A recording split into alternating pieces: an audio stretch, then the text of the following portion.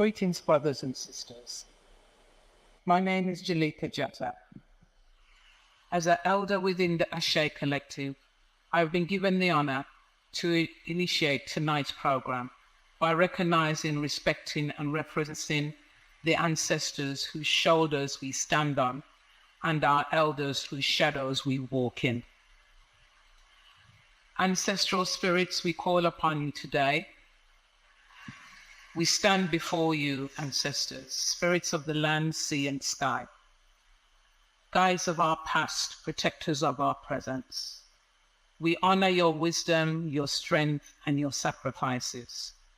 To those who came before, who walked this earth with dignity and grace, who sowed the seeds of our existence, we offer our gratitude, our respect, our devotion.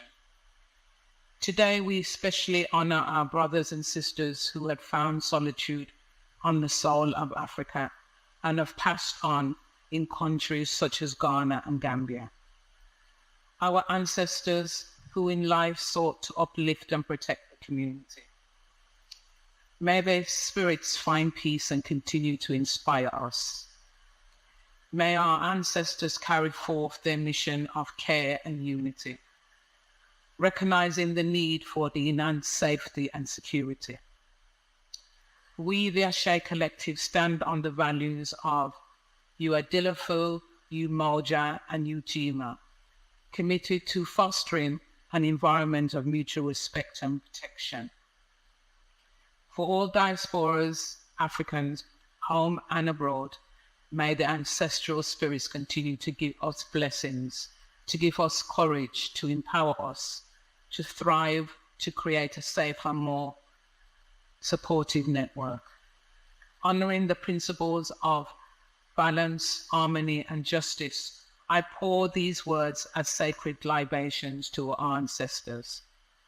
May they reach you in the realms beyond, and may your spirits continue to guide us in unity, in love, in the internal circle of life. A.S.E. Amen. A.S.E, A.S.E, A.S.E.O. And to add to that, we say, Abiba for ODA, African liberation, in the spirit of Abiba Tumi, Black Power.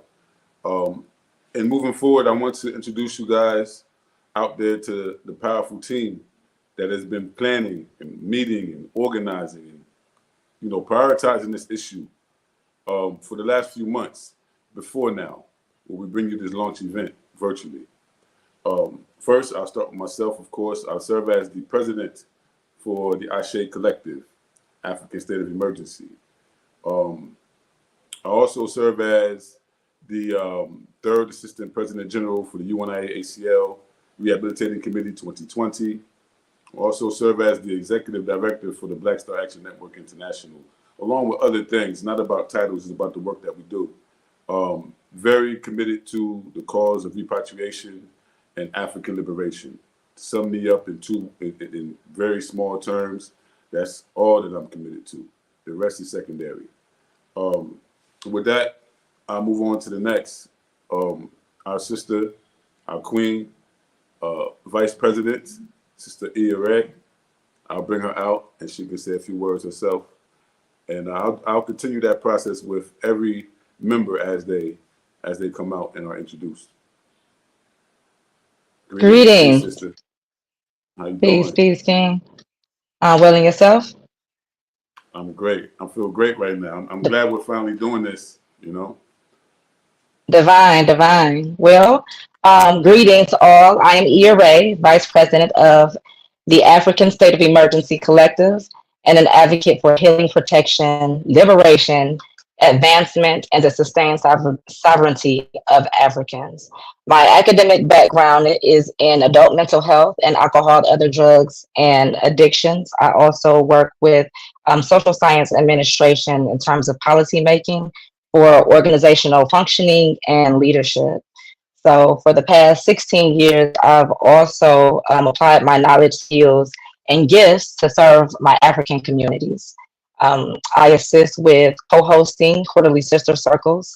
I facilitate virtual meditation group. I'm also a certified Basu, in Western terms, that would be called a yogi. So my entire background is in healing, and even with yoga practices, as we know, the origins were to unite the higher and the lower self.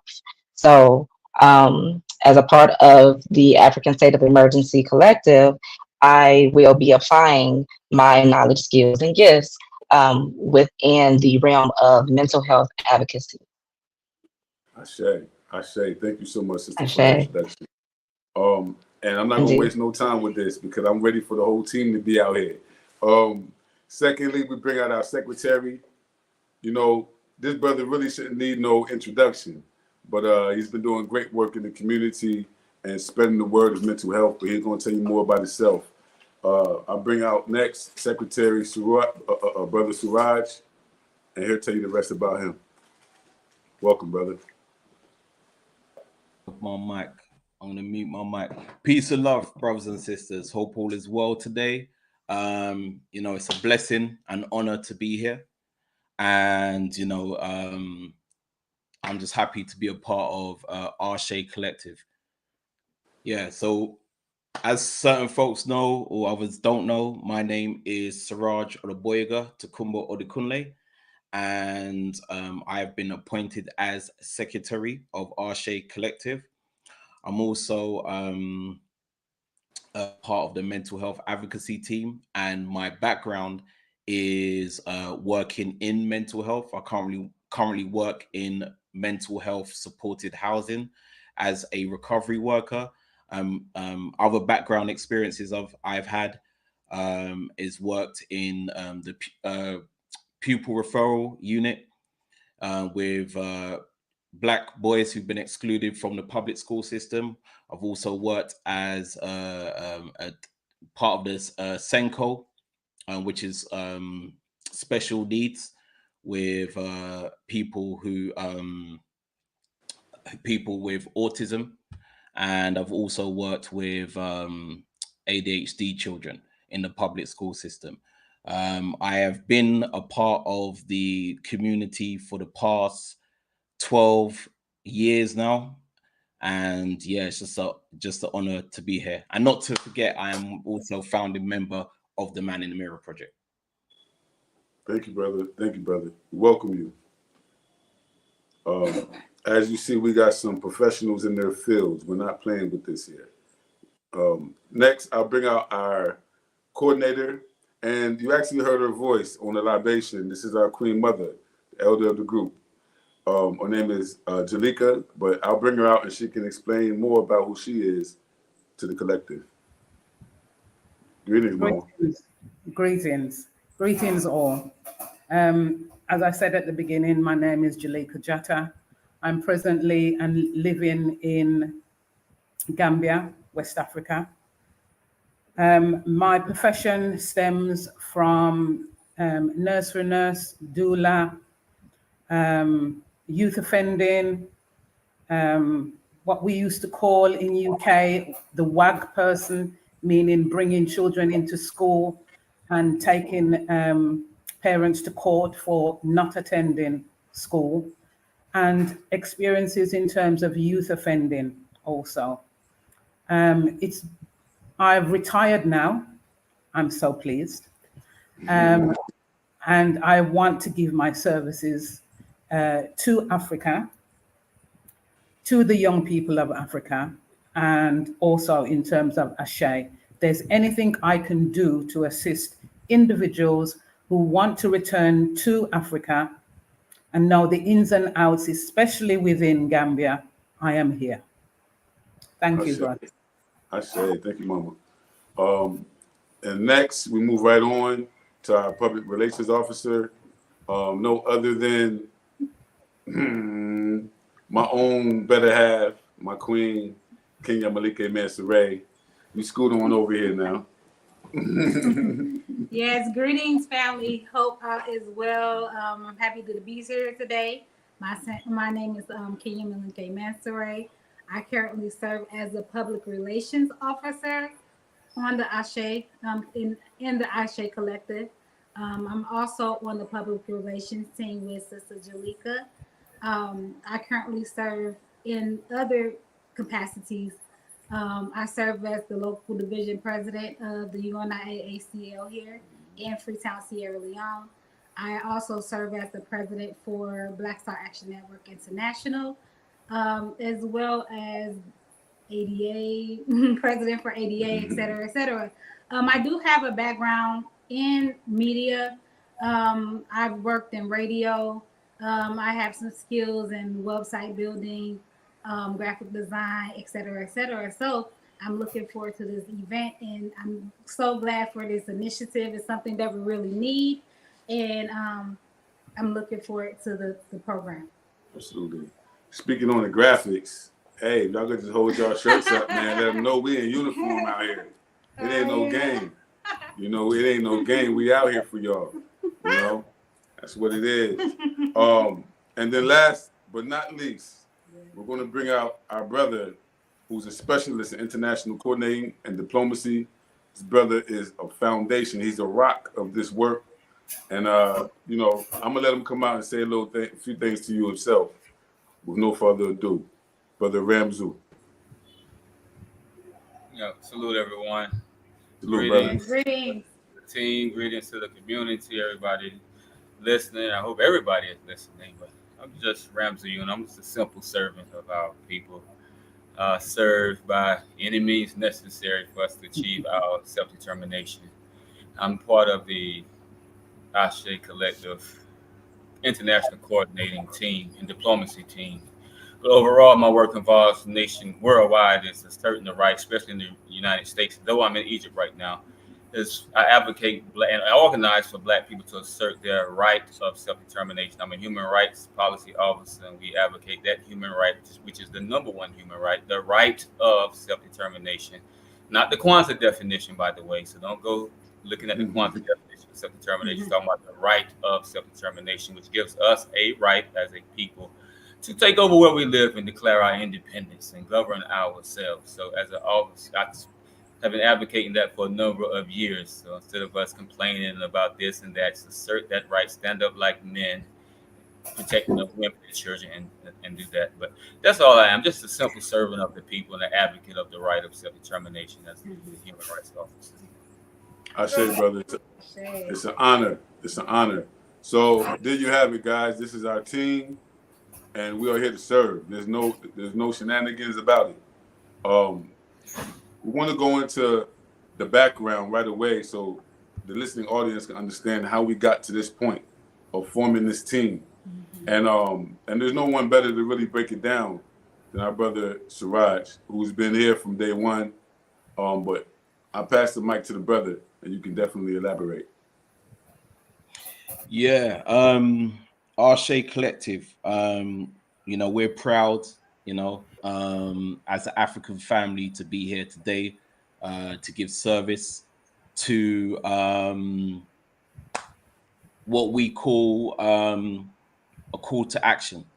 You know, and the whole purpose of this was from the passing of our beloved sister Shekina Chinedu, who transitioned earlier on in the year, and we give thanks, who transitioned earlier on in the year, and yeah, you know, this situation was something which was a blow to the community. It was a blow to the community, and we felt the urge or the urgency of continuing and honoring her legacy going forward. I was you know, I when it all happened, you know, I also lost a few other people prior to this, and I just felt, you know, I couldn't just sit back. And I connected with Brother Mansa as someone who is always active in the community, and I've been following Brother Mansa for quite a while. I reached out to Brother Mansa because I was aware that Brother Mansa was in contact with Sister Shekina Chinedu, and when me and Brother Mansa connected, we was on the same page that we need to continue her work Obviously in a different in a different capacity, but everything is interlinked when it comes to African liberation work. So yeah, we connected and we decided that we need a call of action because there has been an urgency of our sisterins who've been traveling to the continent who have been killed, and nothing really concrete has been done to the done to the extent where this needs to stop. Yeah, so we came up with this initiative, we came up with this idea, but I told Brother Mansa, don't forget to include Africa. So when we called it a state of emergency, we decided that we need to call it African state of emergency so we can connect with our brothers and sisters across the diaspora and also potentially build bridges with potential African networks to help us move forward when dealing with this problem. Absolutely. Just to add a little more, man, just to piggyback off of that, I had known of you as well, but we hadn't connected yet. And Sister Shakina was a gem. She was a gem to the African world, particularly to those of us coming home and repatriating. She didn't just transition; she was murdered. She was murdered in her home. And that's why we said, hey, man, we have to create a security network somewhere that our people can call and reach out and know that somebody got their back while they're here on the continent, especially the sisters. A lot of the sisters travel alone, and there's nowhere to tap in. A lot of people have reasons why they don't want to tap into the governments of the countries that they're basically fleeing. And then after that, there's nothing. So just like what Brother Ramzu was saying, this is an act of self-determination. We're stepping up to govern our own affairs. And when you reached out to me, brother, it was like, okay, this is the next chapter. You invited me to your platform as well twice, and we had this conversation before, to gain consensus around it, to hear what other people had to say about it as well, before we finally, called our team forward and we consolidated the deal. So salute to you, bruh. If you never reached out and we never initiated the process of communication between ourselves as men and as brothers who was concerned about this situation, you wouldn't be here today. So, salute to you, and I appreciate you for that. That's the basic background. There's a whole lot more, but that's the basic background. I want to move forward now and pass the mic to Sister Ray, who's going to read the press release and go over the basic core values. Sister Ray is a diamond. She understands the seriousness and the urgency of the call. She's been fire under all of us to move in the best way, and she doesn't mind taking the lead. She doesn't mind taking the lead. She doesn't mind saying, this is how it needs to be done. What y'all think? And so, as you know, she's our vice president because she deserves to be. But I would like to pass it to you to go over the press release and the core values. Indeed. Gratitude for your honest words. Indeed. African greetings again, family. Again, I'm A.S.E, and we are ecstatic to be here today for the virtual launching of the African State of Emergency Collectives, which we call A.S.E for short. From our souls to the manifestations of the Most High. This innovative initiative is dedicated to supporting the safety of diasporic Africans traveling to, investing in, and residing on the African continent by providing essential resources, education, and community support. As we recognize the need for enhanced safety and security measures, the A.S.E Collective is built on the values of integrity, unity, and collective work and responsibility. In Kiswahili, we say uadilifu, umoja, and ujima. As we exercise integrity, we vow to respect and protect the diasporic African community by honoring balance, harmony, order, righteousness, reciprocity, justice, and universal truth. We gleaned these 7 principles from Ma'at within Kemetic or ancient Egyptian sacred sciences. As we demonstrate unity, we vow to uphold the Pan-Africanist vision of diasporic Africans joining forces to ensure our safety. In terms of collective work and responsibility, we vow to be progressively productive together as we protect and advance African people through a system of accountability. With that said, A.S.E. Collective is committed to fostering an environment of mutual respect and protection for the diasporic African community, ensuring their well-being through principles of balance, harmony, and justice. By uniting our efforts, we strive to create a safer, more supportive network for all diasporic Africans. One of our primary goals is to establish a secure international communication network for diasporic Africans. Via virtual safe spaces and community discussions, we aim to address concerns and again promote accountability within the community. Our collective efforts are focused on building a supportive environment and system where African people can collaborate and, once again, exercise self and community accountability. The A.S.E. Collective will serve as a central hub for educational resources and community support, providing vital information and training to ensure the safety of diasporic Africans. Our initiatives include community outreach, virtual discussion forums, and development of interdisciplinary teams and partnerships. By strengthening our collective knowledge and resources, we aim to make a significant impact on the safety and well-being of the diasporic African community, both in Africa and abroad. If you would like more information, you can contact us at africanstateofemergency@gmail.com. That's Alpha Foxtrot, Romeo, India, Charlie, Alpha, November, Sierra, Tango, Alpha, Tango, Echo, Oscar, Foxtrot, Echo, Mike, Echo, Romeo, Golf, Echo, November, Charlie, Yankee. That's African State of Emergency @gmail.com. Thank you. Thank Thank you so you. much. Now, without further ado, you're welcome. Do we want to transition into Well, our team? absolutely. Yeah. So what we're going to do next is we're going to do PowerPoint presentations coming from our teams. This A.S.E. Collective consists of 3 teams working in tandem, but 3 distinctive teams. The first team is Brother Suraj and Sister Iya. They serve as the mental health advisory team and advocacy team. And they both have their own positions, but they can explain that for themselves.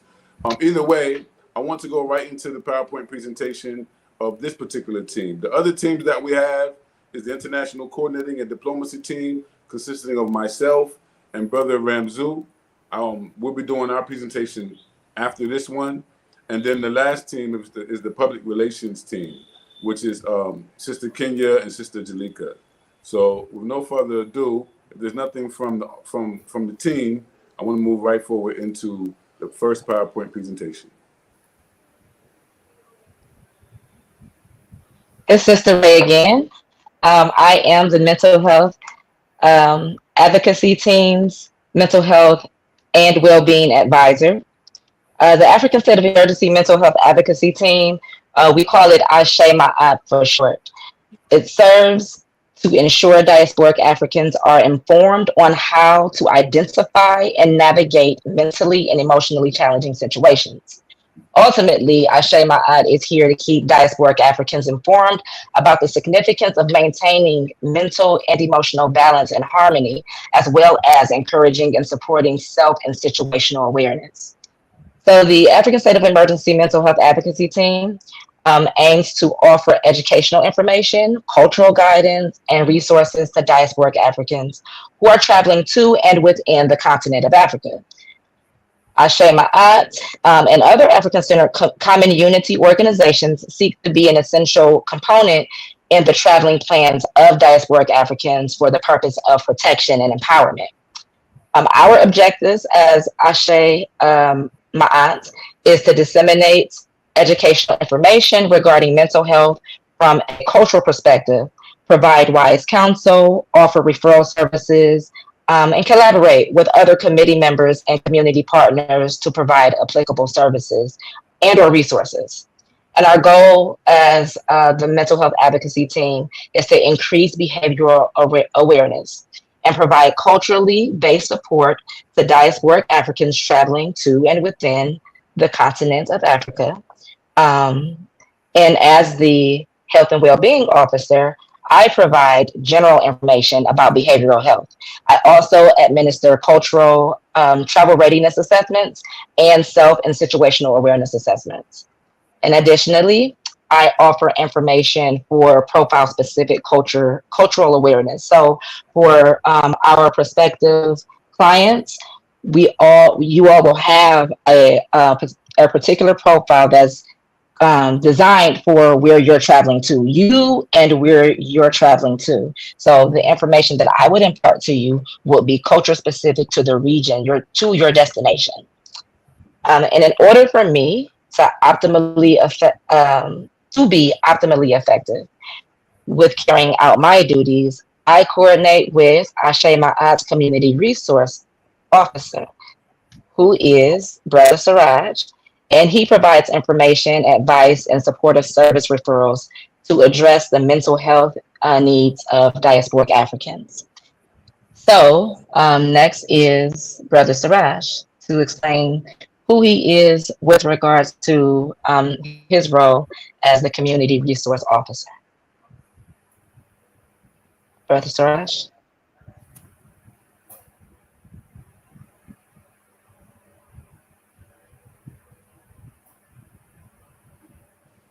You're muted, brother. All right. Okay, I appreciate you, ERA. I'm going to keep it on Ashe. the main side, and I'm basically going to just talk about my involvement as part of the mental health advocacy team. So I am, once again, my name's Siraj Oluboyega Tukuboda Kunle, and I am part of the mental health advocacy team. And my role as mental health community response officer is providing information, advice, and supportive service referrals to address the mental health needs of the diasporic Africans. My duties and input is receiving calls to assess needs associated with mental health, coordinate with local behavioral health community partners to determine available services, and to provide emotional intelligence support to clients with empathy to ensure appropriate referrals are offered.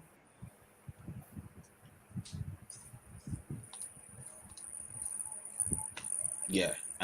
So I'm gonna just kind of elaborate a bit on my duties. So whenever we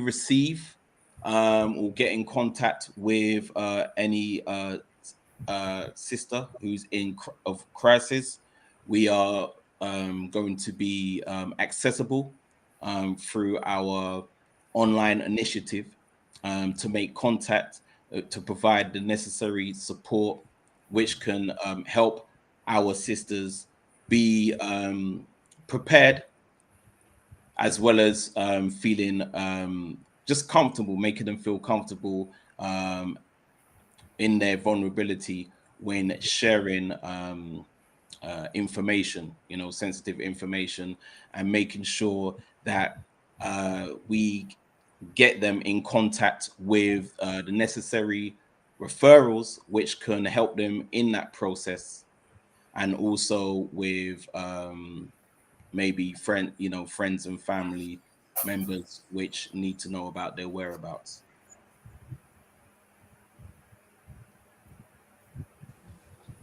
Okay, awesome. Would you like to go into the PowerPoint? I think ERA.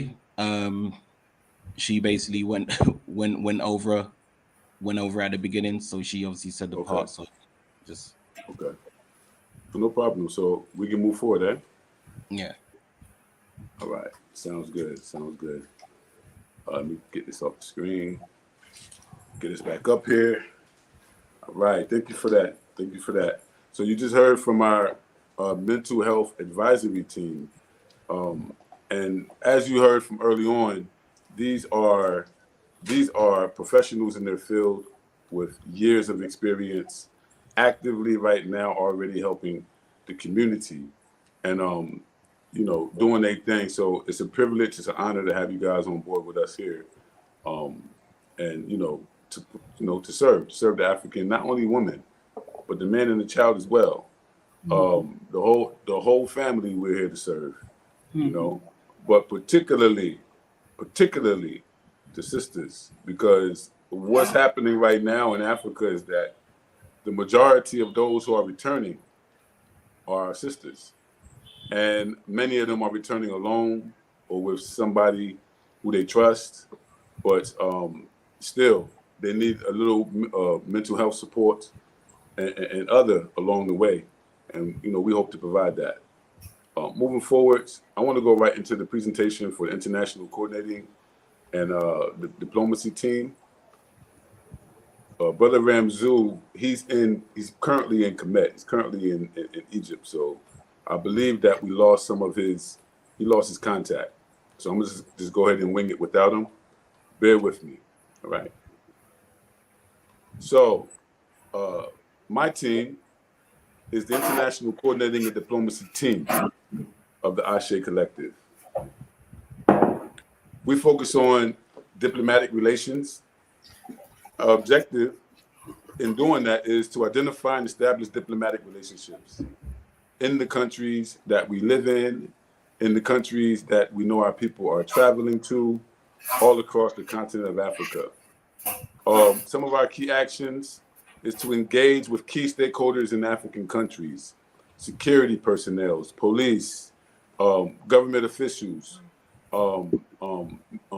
hospitals, anything that we as traveling Africans would need.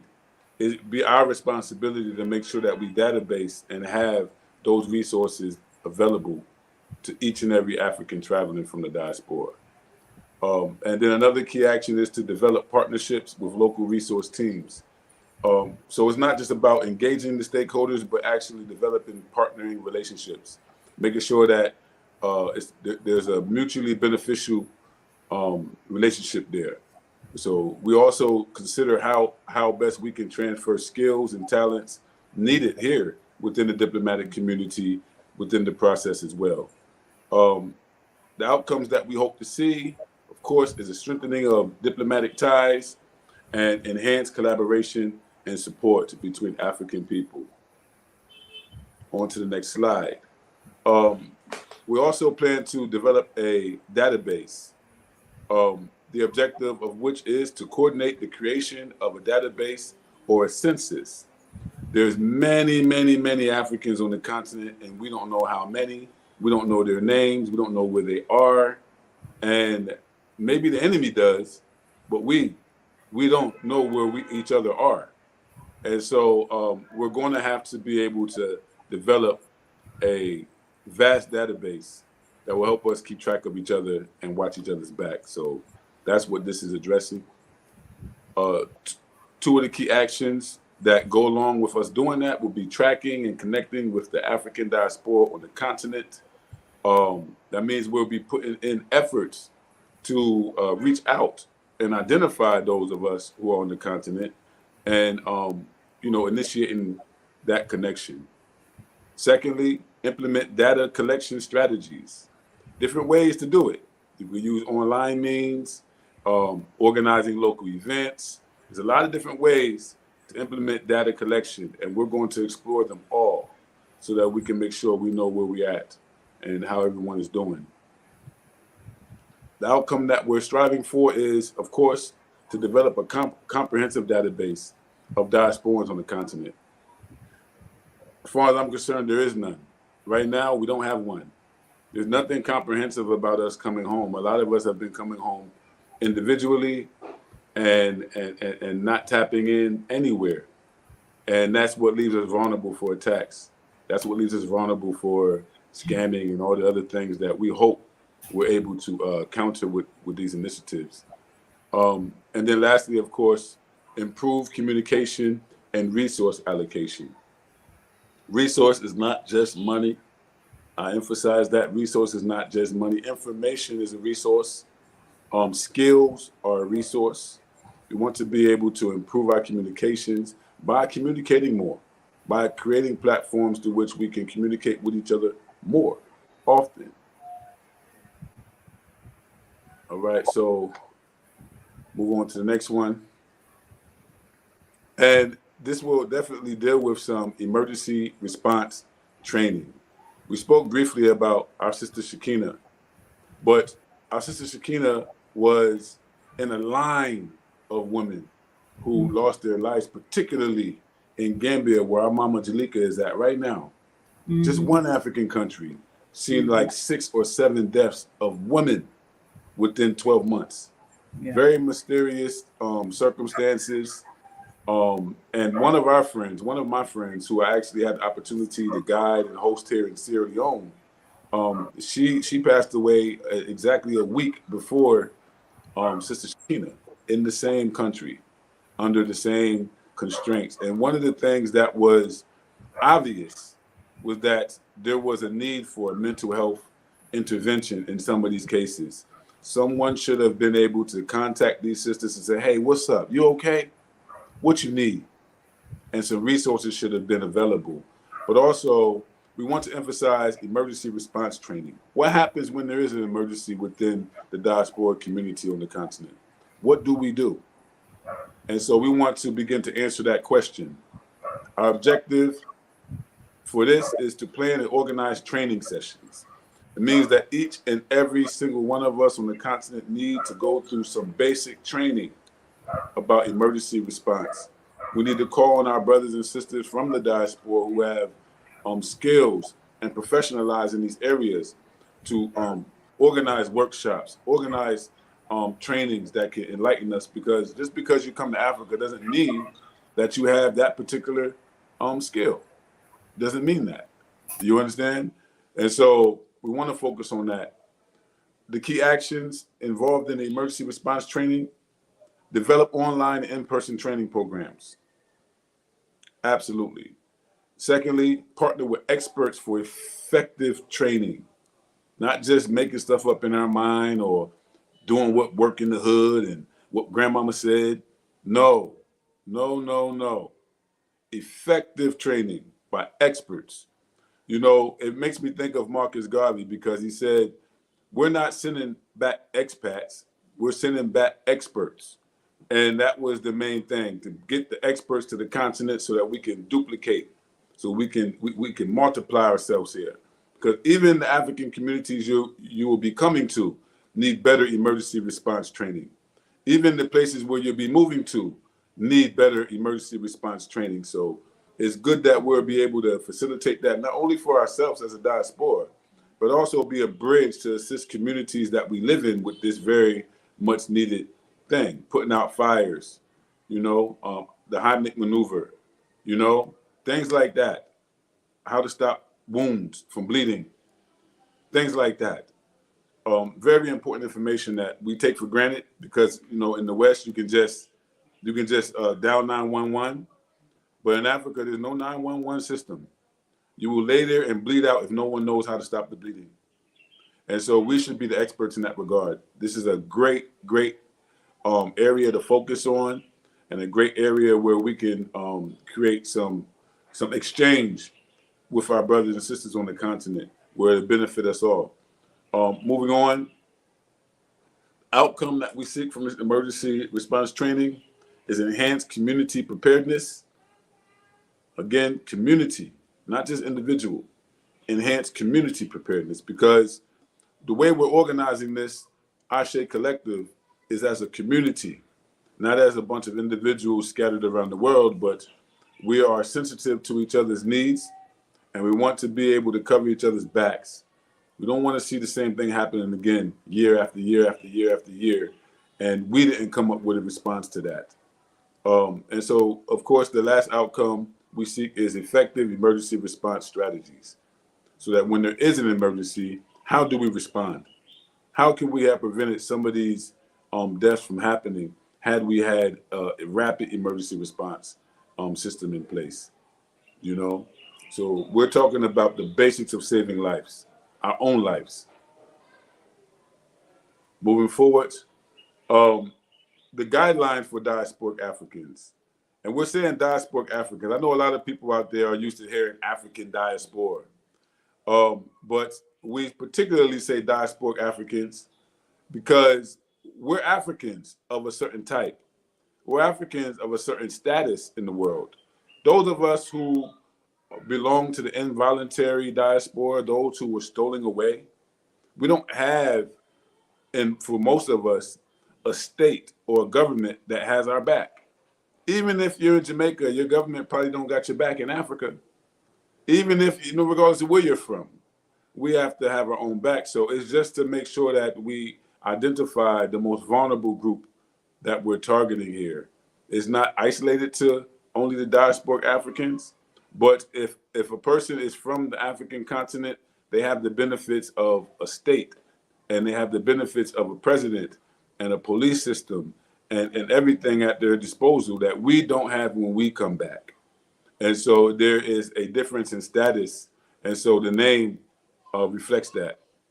So guideline for diasporic Africans, the objective, discuss and outline core principles and guidelines.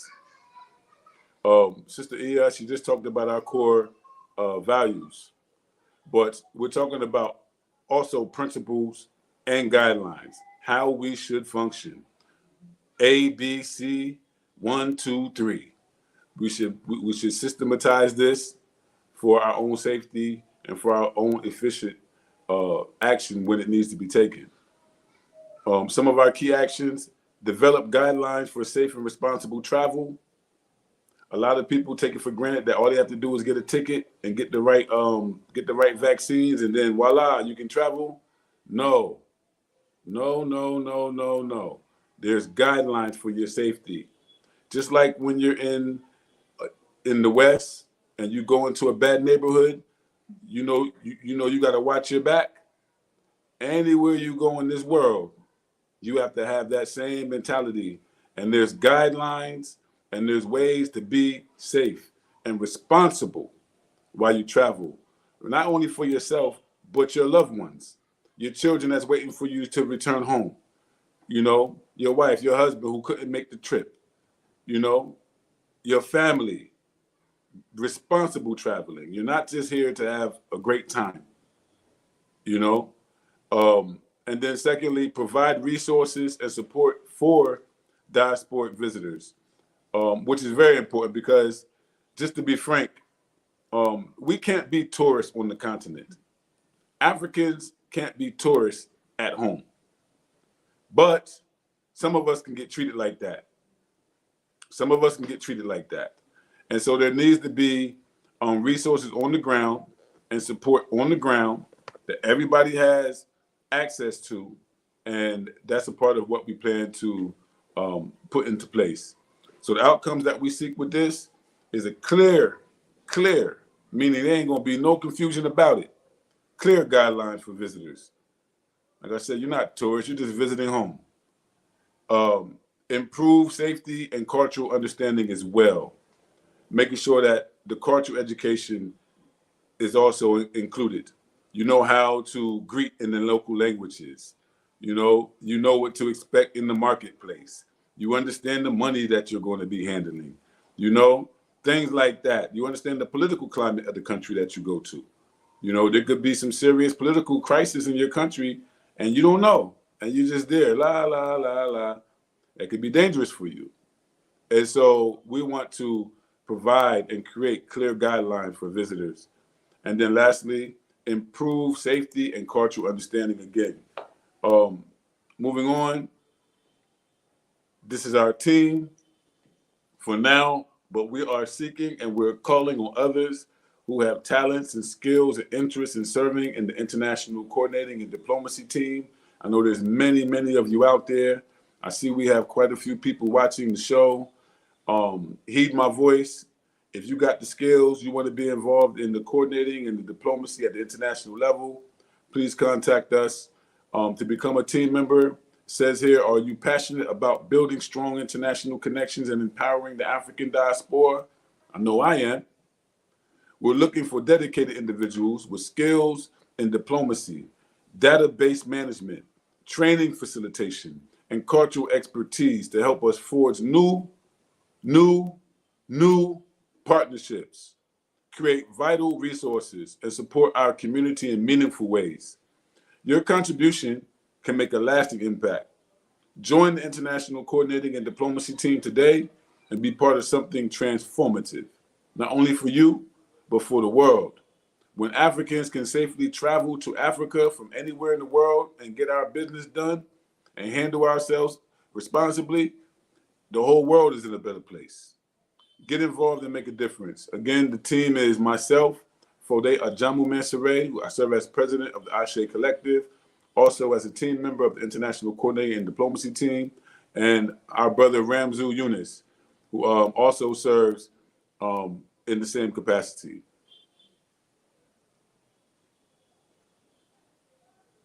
All right, so that's it for us. The special skills needed in this particular area is we need people who know how to coordinate things. It's one thing to organize, it's another thing to coordinate. You know, you can organize the way you want to wear your clothes, but the color coordinate them is something different. Coordinating. Organizers, people who have a passion for organizing. Not everyone likes to organize. Some people are in the movement, but they hate the organizing part.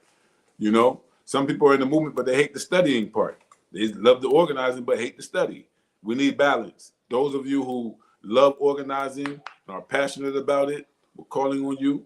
Those who are security personnel, people who have had security training, those of our family members who have gone to the military, those who have served in other security areas, even if you was just serving as a security in a local high school, it doesn't matter. You go through a small level of training and awareness around security that the average people don't have. If you have security experience, we're calling on you. Diplomacy and negotiation. Those of you who have been involved with conflict resolution. Those of you who have been involved in peacemaking and peacekeeping efforts in the community, at home or abroad.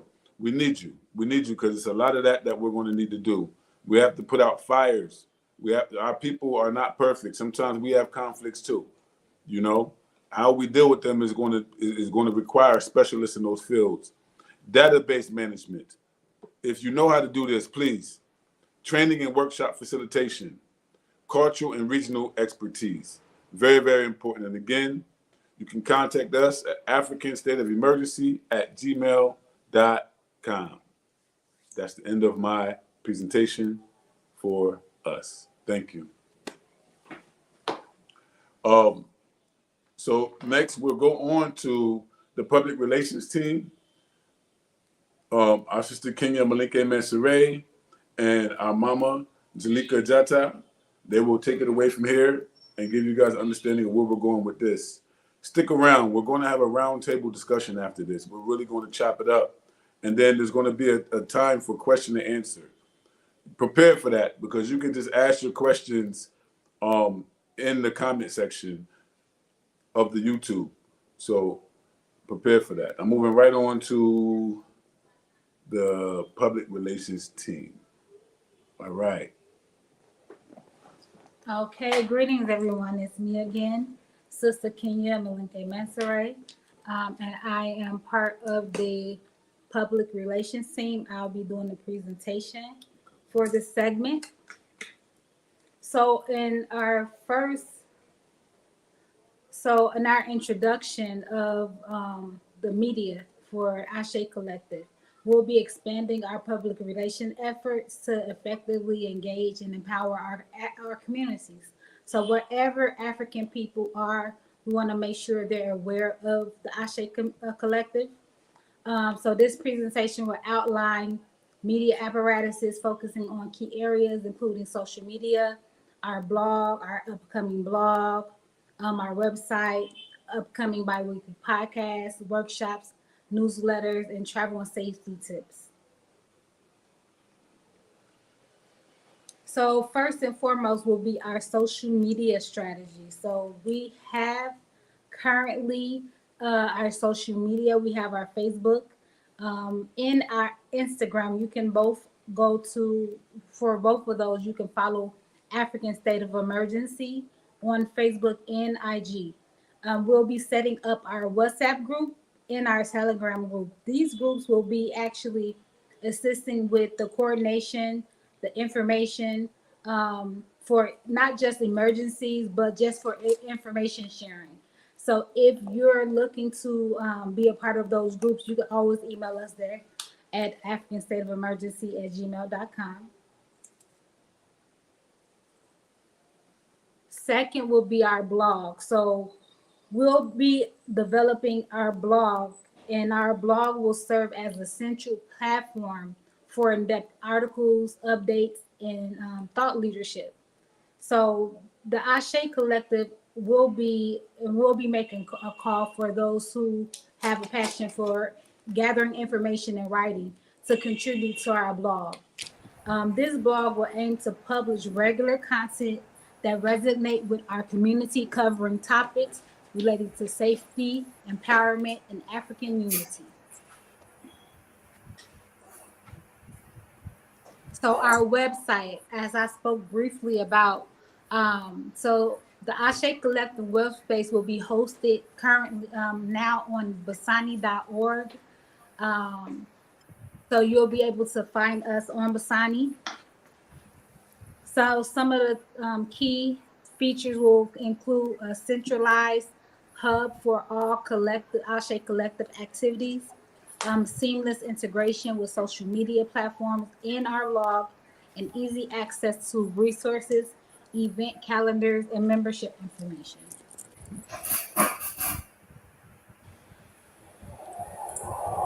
So we'll be creating a weekly podcast on Kimbunga Media. So this podcast will cover issues affecting the African diaspora, featuring expert interviews, community voices, and actionable insight. The podcast will be available on popular mainstream platforms such as streaming on our Facebook, as well as Kimbunga Media on YouTube channel.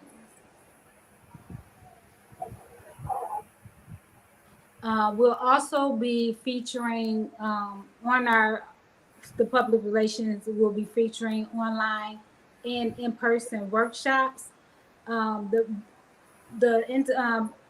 President Foday Mansour, he just spoke about the workshops that we'll be covering. So the collective public relations will be hosting these workshops to educate and empower the community on various topics, including safety, leadership, and community organizing. These will be conducted both in person and online.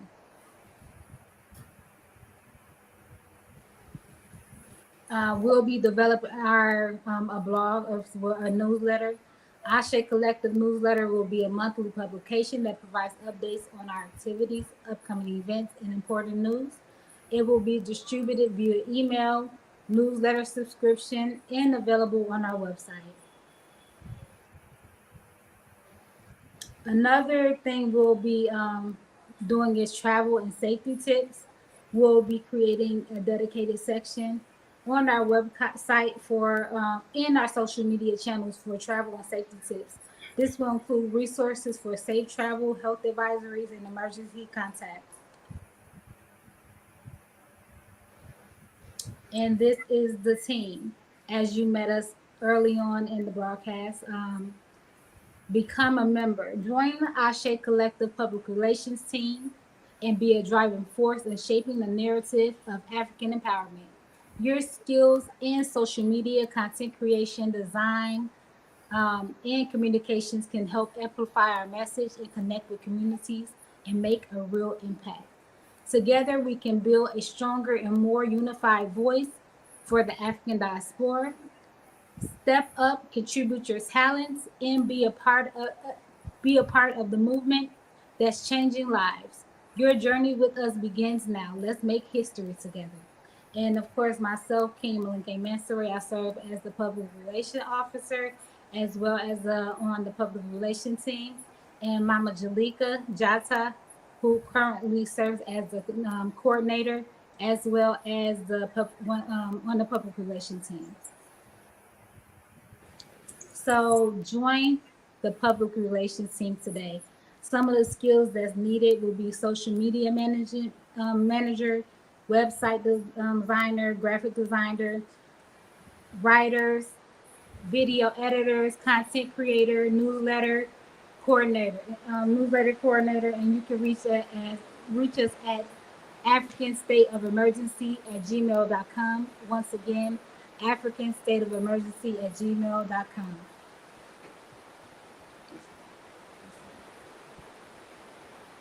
Okay, okay.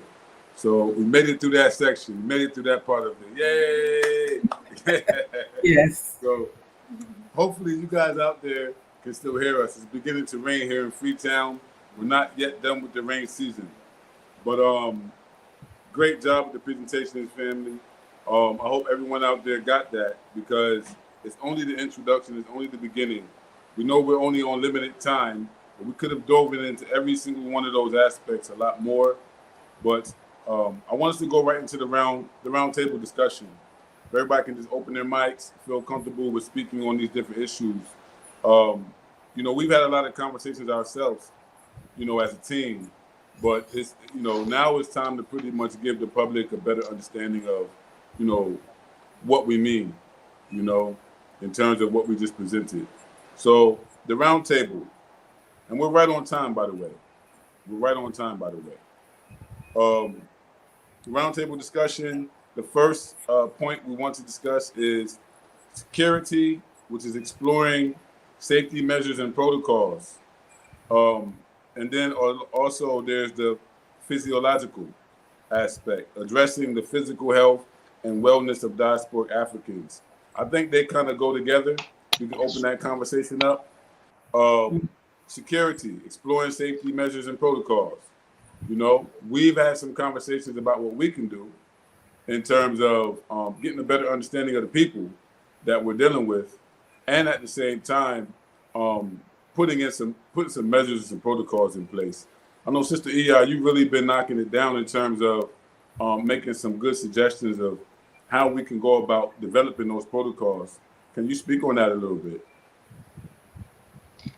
Well, with regards to security, that's twofold.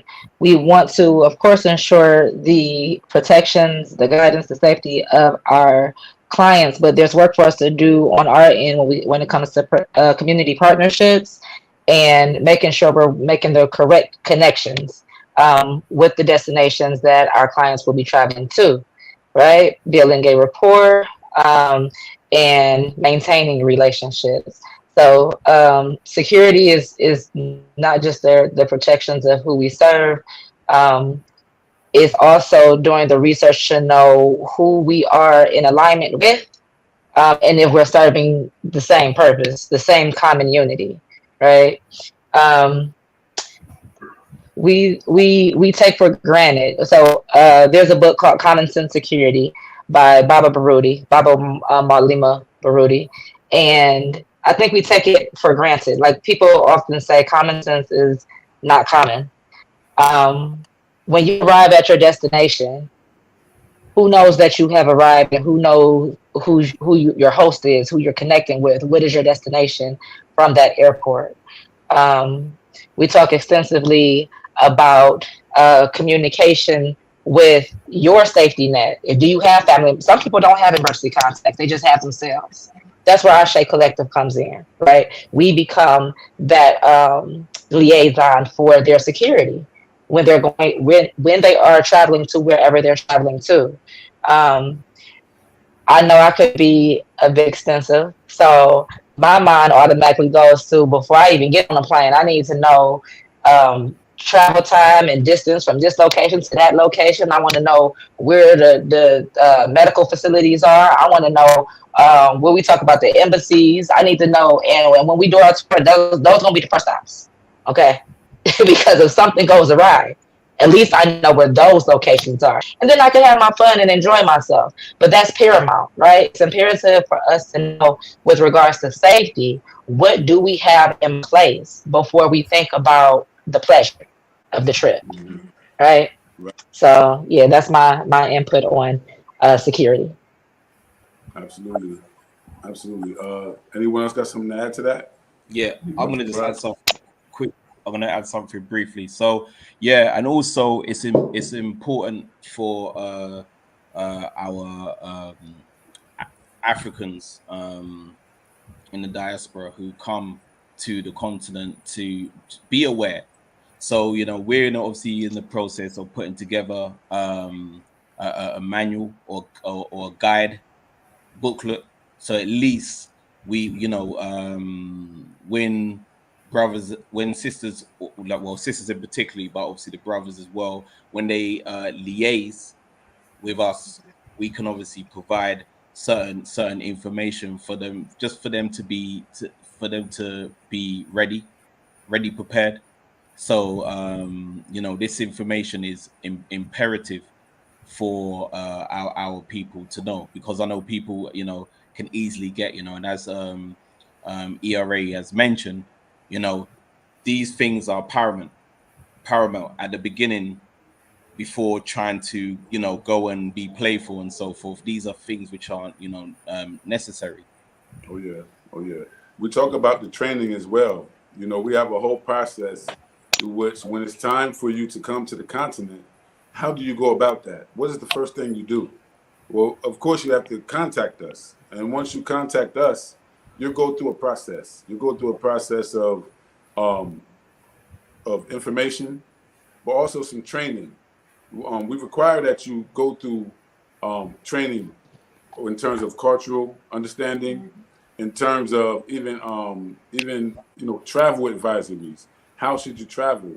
You depending on what country you go in, I talked about databases and gathering information and make information available. So, for example, if you're going to Ghana and you know that you're going to Ghana, that's one thing. But where are you going in Ghana? Are you going to northern Ghana, southern Ghana, eastern Ghana, western Ghana? And based on that, we should be able to pinpoint and identify other diasporic Africans who may be near you. We may be able to identify the best health facilities, 2 or 3 hospitals near you that are accustomed to working with people as they travel. You wouldn't know these things if there's no one doing that research for you and making the information available. And so there is some training that goes along with coming to the continent. Some would say like a rites of passage, but we're talking about some training. I came in 2013. I'm in Sierra Leone, and there was no training prior. There was just me coming here with what I knew in the United States, and I had a lot of experiences that could have been avoided had I had some training and had I known what hospital to go to when I first contracted malaria, things like that. If I knew, it would have been different. And there's a lot of people who come to the continent now, and because they don't have access to these resources, they immediately turn around and go back. And it's because no one is taking the proper preparation part of it serious. And then also, those of us who are in place to provide it have not yet come forward with this A.S.E collective until now. So I want to add that as well. Once you contact us, you will go through a application process. If you want to join us, you will go through a skills assessment. We want to make sure that you have the skills and the ability really to keep up with the work of the team, and just to be able to assess you and also give you opportunity to ask any questions that you have before you actually make it official with us. But training is involved. We are volunteering. There is no money involved in this. We are making sure that our people have this information and access to these resources, whether there's a dollar to be made or not. That is not what we're here for. And so there is some training. So prepare yourself. to learn some new things. And also, if you have anything to contribute to the process, prepare yourself to give it up, because we want it. We want to know what we don't know that can improve our service to the broader community. So I'll halt there for now. But is there anything else on that particular subject? Yeah, I wanted to say something about the security as well. As we all know, security is mostly physical. You always think about being secure, make sure your surroundings are secure. And I saw a comment here that says, I don't trust anybody with a mental health background. And this is the craziest part. And I'll tell you, being a repatriate in Africa for almost 9 years, and the culture shock, the depression that expatriates go through mentally. I wish I had a mental health professional when I first got here to help me, guide me through some of the things that I couldn't by myself, or my husband couldn't with him. You understand? So having somebody that's stepping up and saying that, we know that there's a study that says people that move abroad has a higher risk of depression and other things of that sort. Just because of that's the mental. You're away from your family, your familiar surroundings are out the door, a whole lot of things that you go through. So to know that somebody that has a mental health background can step in and assist you through some of those things, I would have been greatly appreciative if I had that when I was here my first, second, third, fourth year. I was still going through it. And those who never been away from home like that don't know. I'm sure that Brother Ramzu, he been on the continent for 20 years, on and off. Right. My husband have been here 12 years. I'm not, almost 9. So yes, I appreciate those who is prioritizing African diaspora mental health. We are not just physically sick. Absolutely. You know, that brings us right back to the fact that we're already losing lives that could have been saved with a mental health intervention. If people knew that they could pick up the call and say, "Hey, man, you know, I'm not feeling too good out here. I just need somebody to talk to." Exactly. Maybe, just maybe, they would have made different decisions. Exactly. Just maybe. You know, and none of us is above mental illness. None of us, nobody. We can talk about it. We should become more comfortable talking about it, because life is real. Emotions are real. Your mentality is real. Anything can happen to you. We lost people friends while we're here. Abroad, in here. And so there's a lot that happens when especially you're moving back to the continent to live. Also, think about the children. Think about being a child from the United States of America moving to Ghana all of a sudden, or moving to Sierra Leone all of a sudden, or Nigeria, where the conditions and the infrastructure is a little different, and the kids speak a different language, and you know they could experience some cultural bullying. You never know, and so we need our mental health professionals on board. I can't believe the brother said that, but I appreciate him saying it, because absolutely, it's a round table discussion, and most of the time that people speak, they're speaking from their own experience, and so it's not, pardon me, it's not really personal, right? It's just that it's his experience from whatever, or her experience from whatever position that they're coming from, right? And what they've gone through to get to where they are. And so, yes, it's a very valid statement for that individual, right? But when we talk about mental health, we're talking about psychology. And when we're talking about psychology, the etymology of the word psyche means spirit. So if we're talking about spirit, we're talking about energy. And we're not approaching this from a Western or Eurocentric paradigm, right? Although that is what my background is in. I went to prestigious, predominantly white institutions, right?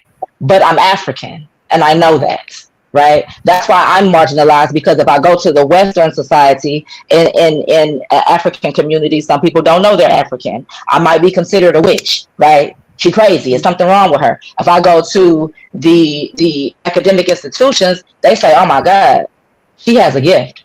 We want to be able to exploit that for our gain, because her community Right. doesn't recognize who she is, right? Right. Because we've Right. conditioned them so well to assimilate into our community, she's been ostracized, right? But it was Right. incumbent upon me as an adult to say, okay, this is who I am, and this is what I use my gifts for. So we're talking about spirit, we're talking about culture, right? Right. And getting beyond the perceptions that are imposed on us, because that's Right. propaganda. So yes, I get it. When I see mental health, listen, I'll be like, okay, so where did you go to school? And I have to interview and assess a mental health practitioner to know if they could properly give me what I need from a cultural perspective. And so that's what I do for my clients outside of in my daily life, in my occupation. That's what I do, because I know that, okay, on page 52 about this diagnosis and the DSM, this is what it's, okay, that's fine according to Western practices. We're African. So understand that when we're talking about mental health, we have to use broad terms for Yeah. everybody to understand, because it's universal. I could say all day spiritual health. I could put in behavioral health. I could put any term, but mental health is just so we can reach the masses. But Right. if you talk to me on one-on-one, we can get to it, Yeah, so That we makes can sense. get a better understanding, I'm going to quickly Yeah. add to that. understanding, overstanding. And Yeah. also, as Africans, when we go through the transition of knowledge of self, the whole purpose of us being here today is because we are using our skills, our experience, and our abilities to create an African-centered framework in order to put that forward, in order to Ashe. brothers and sisters globally with what we're doing today. So yes, we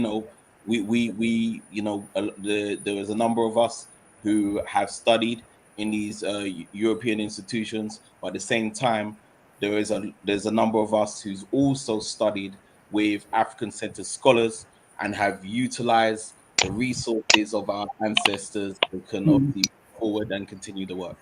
Yes, sir. Yes, sir. Yes, sir. I'm glad you put the explanation point on the end of that, because yeah, we say mental health, but we're talking about Africans, Say and that. from an African perspective and from an African cultural center, that's why it's the African state of emergency, not the European state of emergency, not the Chinese state of emergency.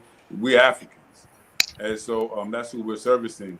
This brother here, if you see the bottom of the screen, he's asking, are we all located? Are we located in one place? No, we're not, brother. We are an international body. We have UK, United States, Gambia, Sierra Leone, and Egypt all put together on this team, and will be more of us as well, because we're calling for you and anyone else with the talents or skills needed to join us. So this is going to ultimately be a global institution. We have representatives everywhere, and people step up to be part.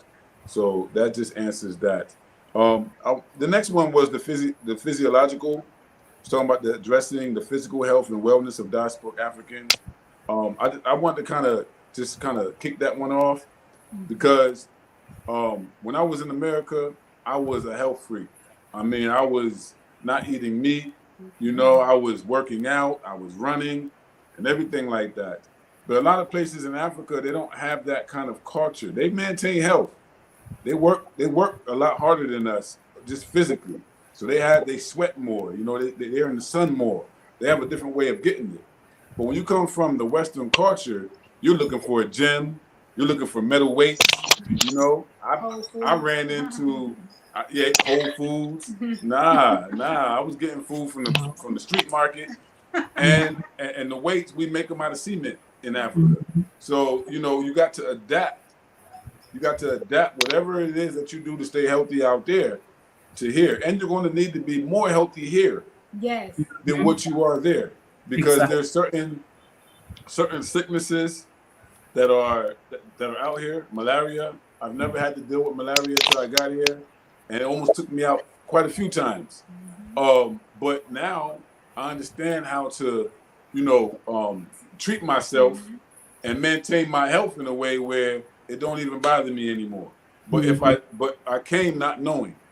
I came not having a simple idea about how to deal with malaria fever when it happens. And you can literally die from it. Or you have typhoid. Typhoid fever is all over the continent. It comes from the handling of foods and waters, contaminated waters and things like that. It's not the same. When we say African infrastructure needs improvement and development, this is what we mean. Even our people are drinking this contaminated water regularly.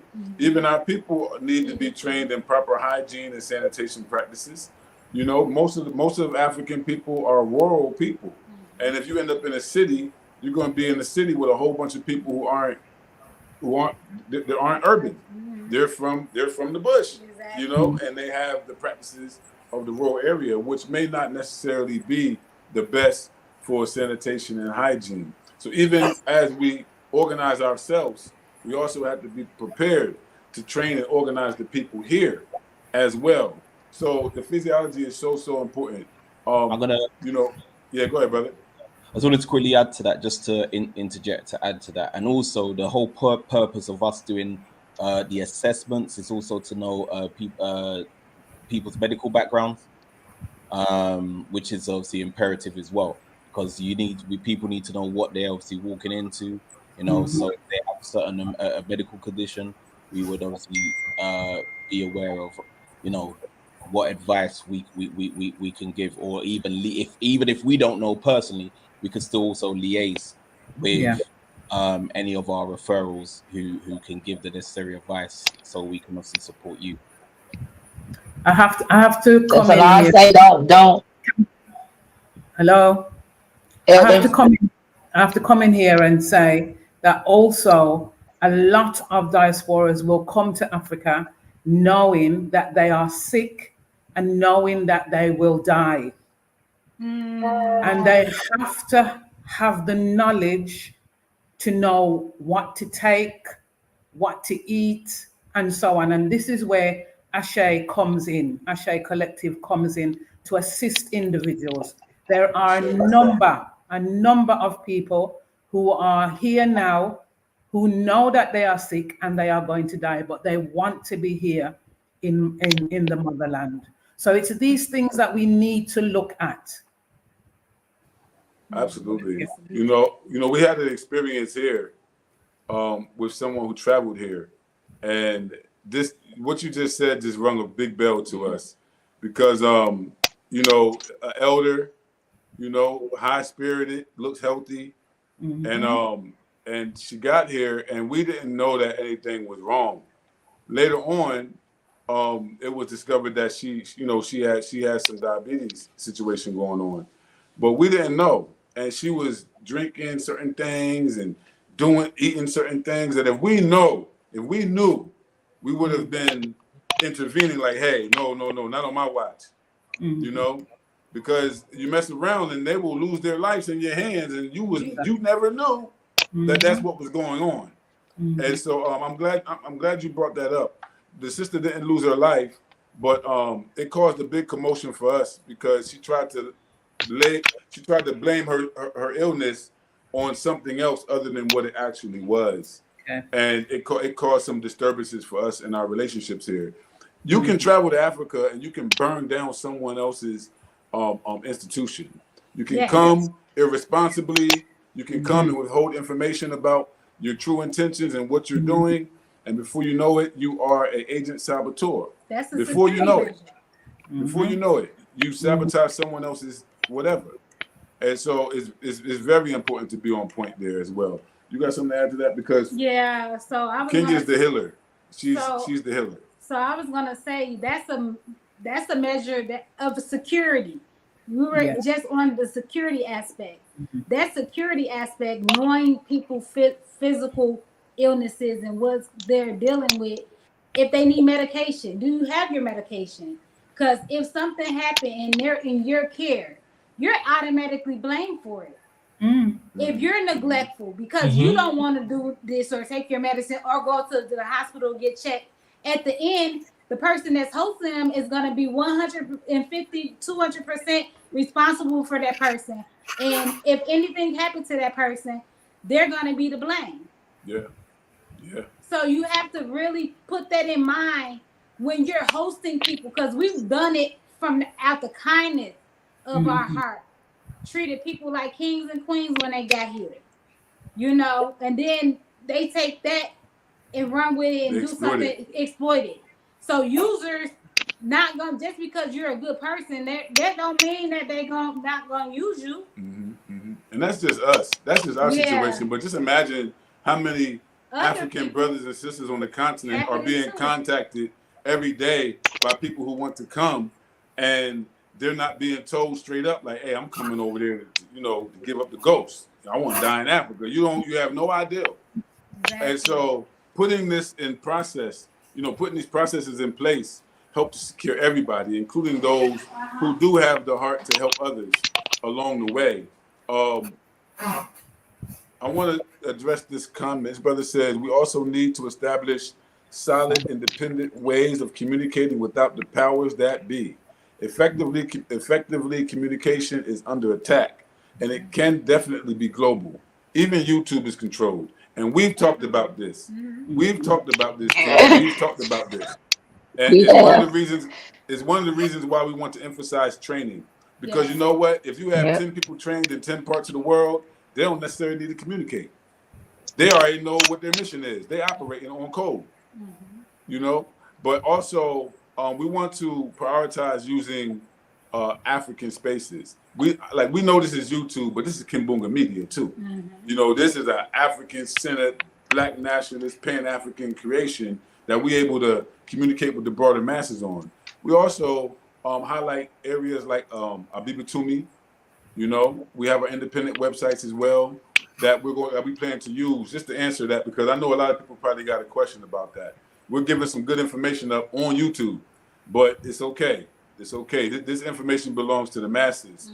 We're just the ones bringing it together for them. And of course, there is, like we said, we're about safety and security. So there's certain conversations and certain information that we might not even talk to each other about on these platforms, because we got to have a little wink understanding of what's really going on. Yes. So I appreciate that comment as well. We do need to develop ways to communicate more effectively and more efficiently. I think that the training will help us minimize the need for constant communication all the time. By the time we have these networks established, we have our network in Nigeria, we have our network in Ghana, we have our team in these different places. The least we're going to need to communicate outside of that. And so communication will become localized, people will know each other, and we'll be able to serve the people without needing to communicate outside as much. Exactly. And we'll be on protocol, we'll be on code, you understand, with it. So I think that answers that. But let me go on to the next subject of the round table. The next thing is national communications and coordinating systems, what we were just talking about. Developing efficient communication and coordinating systems. I guess I can chime in on there as well, because we've had to develop it here for ourselves. For those who don't know, myself and my wife, we run a tourism company here. We help the diaspora not only reconnect with their ancestral roots, but also to set up business and run businesses, and also programs. We do medical missions and things like that. In doing that kind of work, we had to already create a kind of way to communicate. Now, in this country, I face all kind of communication, challenges, because even the internet is not always strong. Electricity is not always there. There's a lot of things that can humbug the way that you need to communicate. But like I said, the best way for me is to meet physically and facilitate trainings. The best way is to know how to react to things as they happen without needing to communicate. We minimize the need to always be in communication with each other by training and knowing how to react to whatever circumstance can happen. So it is. We put a lot of emphasis on training. We've had to train tour guides. You know, we've had to train even people as they come how to move around without us when they want to be alone, when they want to go to the beach on their own, when they want to go to the market on their own. We have to give those kind of advices. But yeah, we need to also look at in Africa the primary means of communication. People communicate on WhatsApp more than anything. WhatsApp is number one before Facebook. Yeah, before all of that. So you got to think of the main communication platforms that are being used on the continent. Almost everyone with a WhatsApp or with a phone number has a WhatsApp. Now, a smartphone, if they have it. Now, I believe about a year ago, it was only like 30 to 40% of the population here in this country even use cell phones. You know what I mean? So communication has to go beyond technology, beyond going online. They have to find different ways of communicating.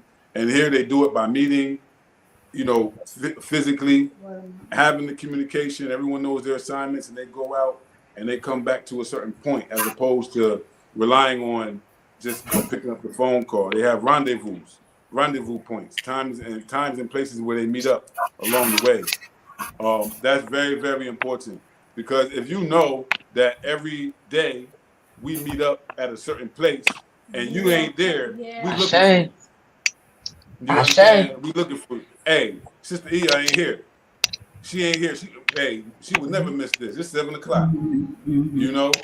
And we have our protocol in place. We know what we're gonna go out and do now. Where was she at last? Which one of us did she tell where she was going? Communication is mainly between us. It's us opening up to being monitored by each other. Exactly. You understand? That's security. Accountability. So I open up with that statement, but I'm sure you guys have more to add. Yeah, that's accountability and responsibility as well. It's a person that's responsible will do that. That has other people dependent on them to come back in a safe manner.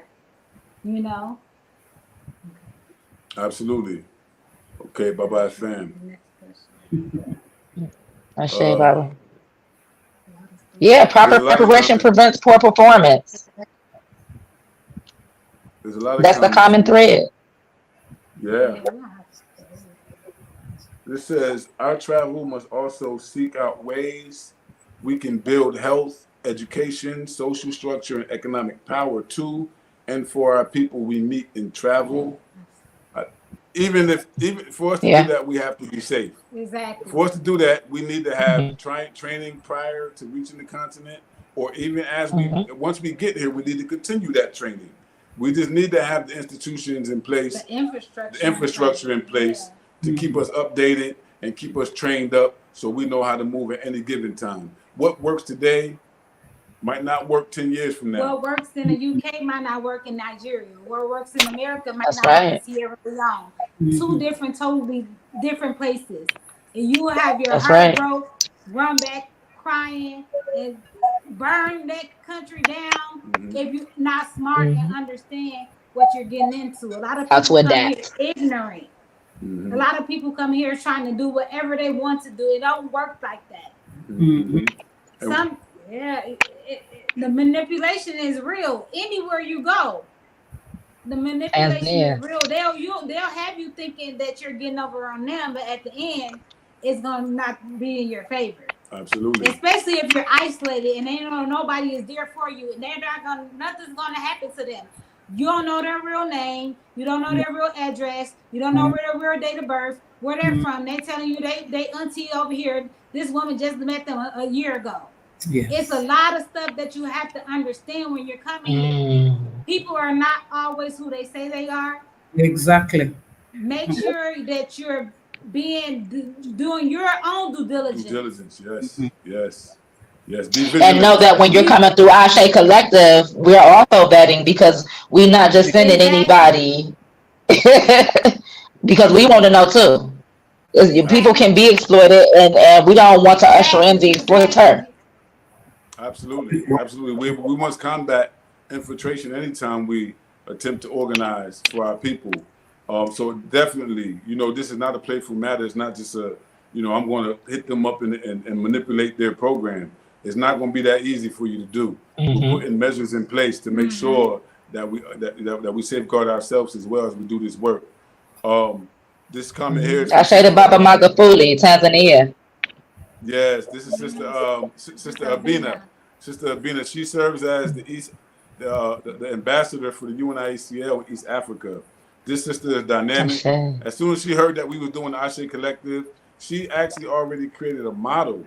Her and her husband already created a model for how we can have a communications network, an online thing. We have to have a meeting with her. She might be great for the team. But she's of Jamaican heritage, but she's man. Yes. She holds it down. She goes to Ethiopia often, Ghana, Uganda. She's all over the place. This is a dynamic sister. We got to get her on the team. But yeah. So also, I wanted to say briefly about the national communication and coordinating teams. The goal is for every country, every single country to have a team of people connected to the A.S.E Collective that will be trained and on call to volunteer our services to the traveling diaspora. Someone asked above about, how are we going to finance this thing? Well, it's not necessarily a thing to be financed. It's something to be, prepared for, because really we're not financing your trip. We're not, you're not paying us for the information we're giving you. We're trying to save lives, but there is going to be a measure of support that we will need from time to time to keep our website running, to keep our, keep things going in a certain kind of way, of course. And, we plan to a few ways. One way is definitely to use the regular standard crowdfunding mechanisms we can use. Y'all see these shirts, in case you ain't see them, here they go again. Y'all see these shirts, y'all got to get one. You understand? Represent. And so, we're going to engage in regular fundraising to make sure that what we need, we have along the way. Volunteerism and resources. And if somebody want to donate, they can make a donation. Hey, we doing the work, but it's not about that. And we don't even really want to make it about that. It's about saving lives. Going back to what Brother Siraj said in the very beginning, we lost a very powerful sister who was leading the movement in Gambia to secure our lands as we travel. She was going to the government and letting them know what we needed before most people even woke up and realized they was an African. And so there is already losses. There's already losses. And so we can't let her life be in vain, or any of the other brothers and sisters who lost their lives on this mission of repatriation. We're just trying to tighten up to make sure that we got our everything in place. So there's a lot of different questions. I want to go up a little more, but there will be national coordinating teams put in place. So if you're going to Nigeria, after you go through the processing with the proper teams, you get your training, you'll be put in contact with the team on the ground where you'll be going. And that's how we ultimately plan to do that. So right here. Okay, Sister Abida says, we have had some experiences here in Tanzania that show us we need to put in place. So it can't be random. In addition, can help with creating the website. See, look at there. Yeah. This is how we plan to finance and fund the movement. People stepping up to volunteer their skills and their talents. That's the investment. We have everything we need. We have the human resources, the human capital that we need. We already have it. And so I'm going to be in contact with you, Sister Abina. Guaranteed, as soon as this thing is over, I'll be on the phone with you for sure. We have a brother Dulani, African elder. I'm willing to provide graphic design skills and skills to the collective. You see what I'm saying? So this is what we're talking about. This is why we're here today. Yeah. So we're not talking about the European way, where the first thing you ask is, well, how I'm going to get paid or how much money it's going to cost. We're talking about the African way. We're talking about the traditional African village style. If You you gotta understand? bring it, let's do it. Get to it. Let's Right. go. Yeah. Actually, no, I know Brother Delani. I actually know who that brother is. I know who that That's brother right, Brother Dulani. Respect. Yeah, I haven't Yeah. seen him for some years. Let me see. This is, it says, from home to physical injuries, from domestic violence to other things. Exactly. Very, very real, because a lot of us are finding love out here. A lot of people, they say, I want to leave. And usually you're already kind of estranged in your environment once you get consciousness in the West. So you're already kind of isolated and vulnerable. And if you meet somebody sexy online and they talking to you, they saying the right thing to you, man, you never know. You end up over there and they beat you upside You on the red eye flag. And so it's real. Domestic. Red eye. You on the red eye flag on your way to a black eye. Don't know it because you didn't study the culture. Now y'all in conflict. Last year there was an issue where a sister went over to meet some guy in Nigeria that she had been talking to online for like a year. Went over there, he kidnapped her and made her pay. Was extorting her family for ransom money. Nobody knew where she was, the location. That was a sister in Ghana, right? No, Nigeria. It was out in one of those repatriate groups. There was a sister in Ghana recently who she was murdered by her spouse, and it was because the breakup meant, hey, I'm not giving you no more money. You can't take care of your other girlfriends no more. Exactly. You can't send this money back to your country no more and whatnot. And they stole their vehicle, killed her, everything. And so this is happening already on the continent. And it's not world news. No one's reporting on this. And so this is the real reason why we're stepping up, to make sure that we address this issue. It is not a hustle. We ain't asking nobody for no money. We're just asking people to be responsible and step up to the plate if you have skills that can help us. That's pretty much it. And when you step up, don't be intimidated by the questions that we must ask, because a lot of the times it may just be to jog your memory, right? Or to plant a seed in areas where maybe you didn't think of, but we're here to support you through that. Oh yeah. You have our full support. Oh yeah, it's tough love. It's tough love, sis. It's tough love. When I was growing up, and my big brother, he had to be tough love with me because he didn't want me getting beat up in the streets. He didn't want me getting, not understanding how to move around. He had to tough love me, and that's what it's about. That's compassion and empathy. But I don't want people to get confused with okay, we come in and we need your assistance. We're gonna utilize your services, and don't think that there's work to be done. There's work that's going to be both ways, right? And so when we say we are empathic and empathetic, that just means that we recognize that there's a need, and we identified that, and now we're coming with the resources to move forward, onward and upward. We're not trying to sit and politic about what was and what needs. No, we're moving forward. This is action. Right, absolutely. We don't want this to happen anymore to any more of us. Sister Abina is saying here as well, we did start a committee to put things in place to address those and more. We can do this better collectively internationally. Exactly. So that's good. Let us. I'll definitely be in contact with you, sister. We're already on the one with each other, so we're already in ranks. It's just about bringing the rest of the team together on this. Let me see what else is here. Brothers and sisters is they're liking the ideal. His brother's saying important considerations. Our people have been trained in self-hate. And so we have to retrain them into self-love. Yes. Retraining. This is why we have mental health specialists here.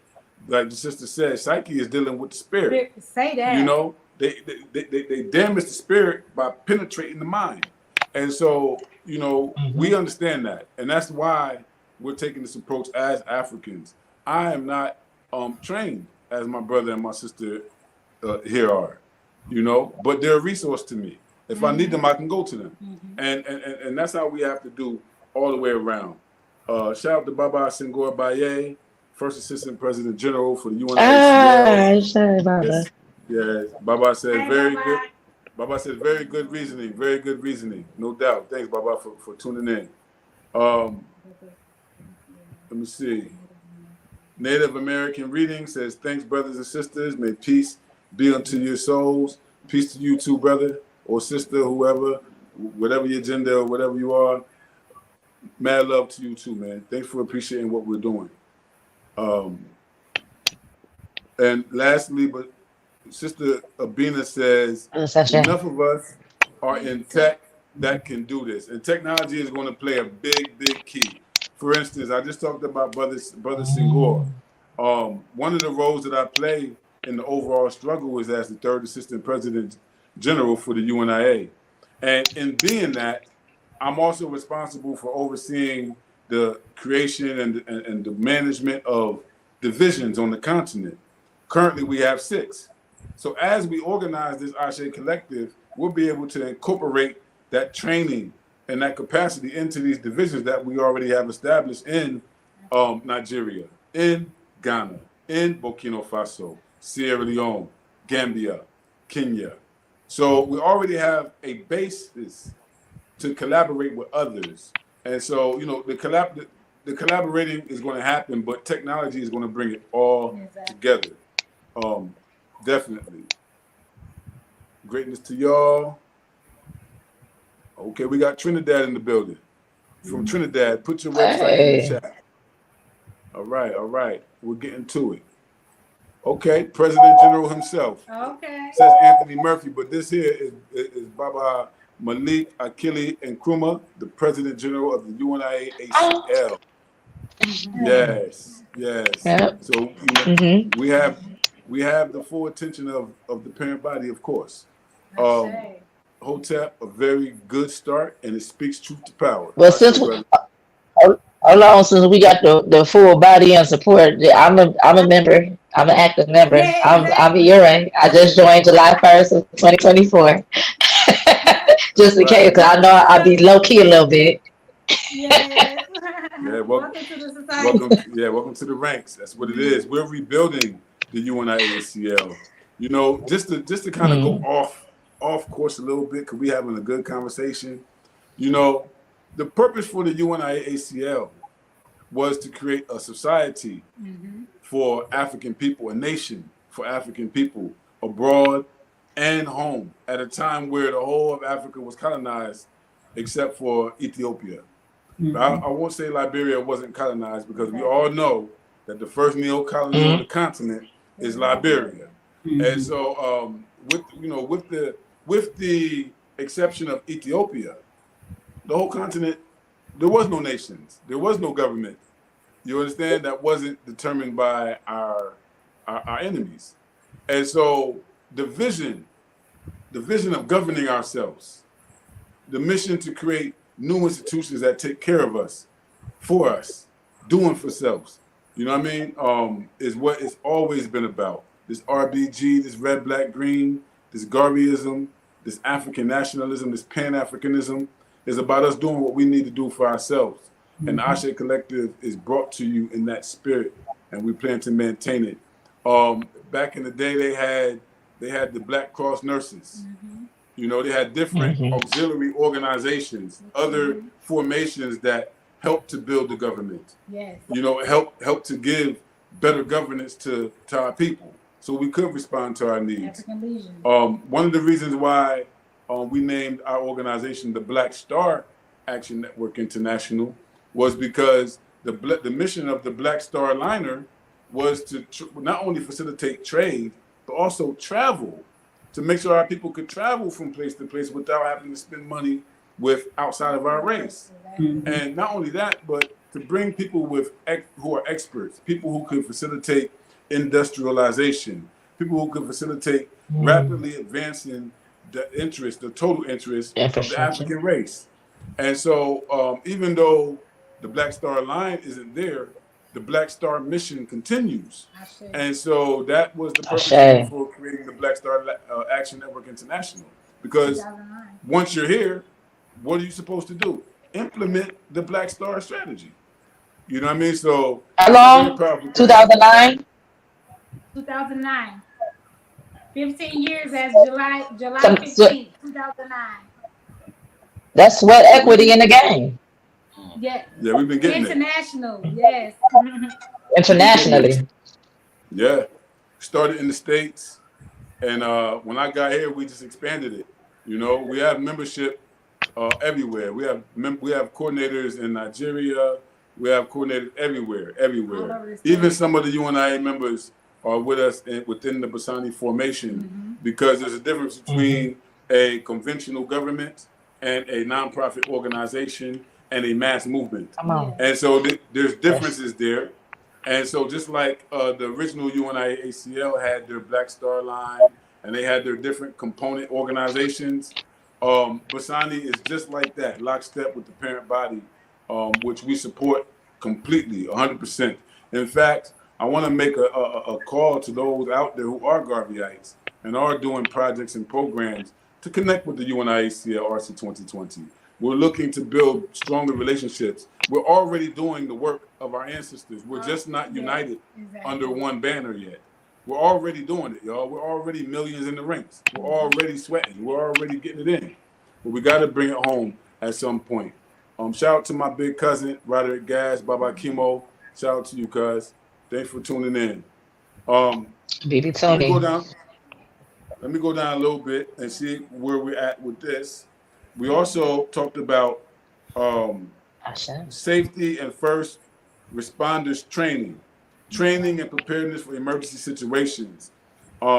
We've done that here as Basani since I've gotten here. Yes. The first thing that we had to respond to in a serious way was the Ebola outbreak. When the Ebola outbreak happened, most of the people had no idea. They never heard the word before here in Freetown. They didn't know what it was, but it was already knocking people down. So we organized an awareness campaign. We went out in the streets. We went on the air, on the radio, left the Freetown, went to Conakry, and was rapidly spreading this information about Ebola. So people, one, they knew it was real because there was a counter propaganda campaign that was saying Ebola isn't real. So people wasn't sure if they really should take it serious or not, even while the bodies was piling up. So we was countering it with a public awareness campaign. Anywhere we could spread the word, we spread the word. And I believe that it helped to save some lives because knowing is only half the battle, but at least they knew what it was after encountering our own information dissemination. So that's one thing. You have COVID. The broader world has just experienced COVID. And COVID is still out there. This thing is still out there. And so it's like, how do we operate within that? What is our emergency response?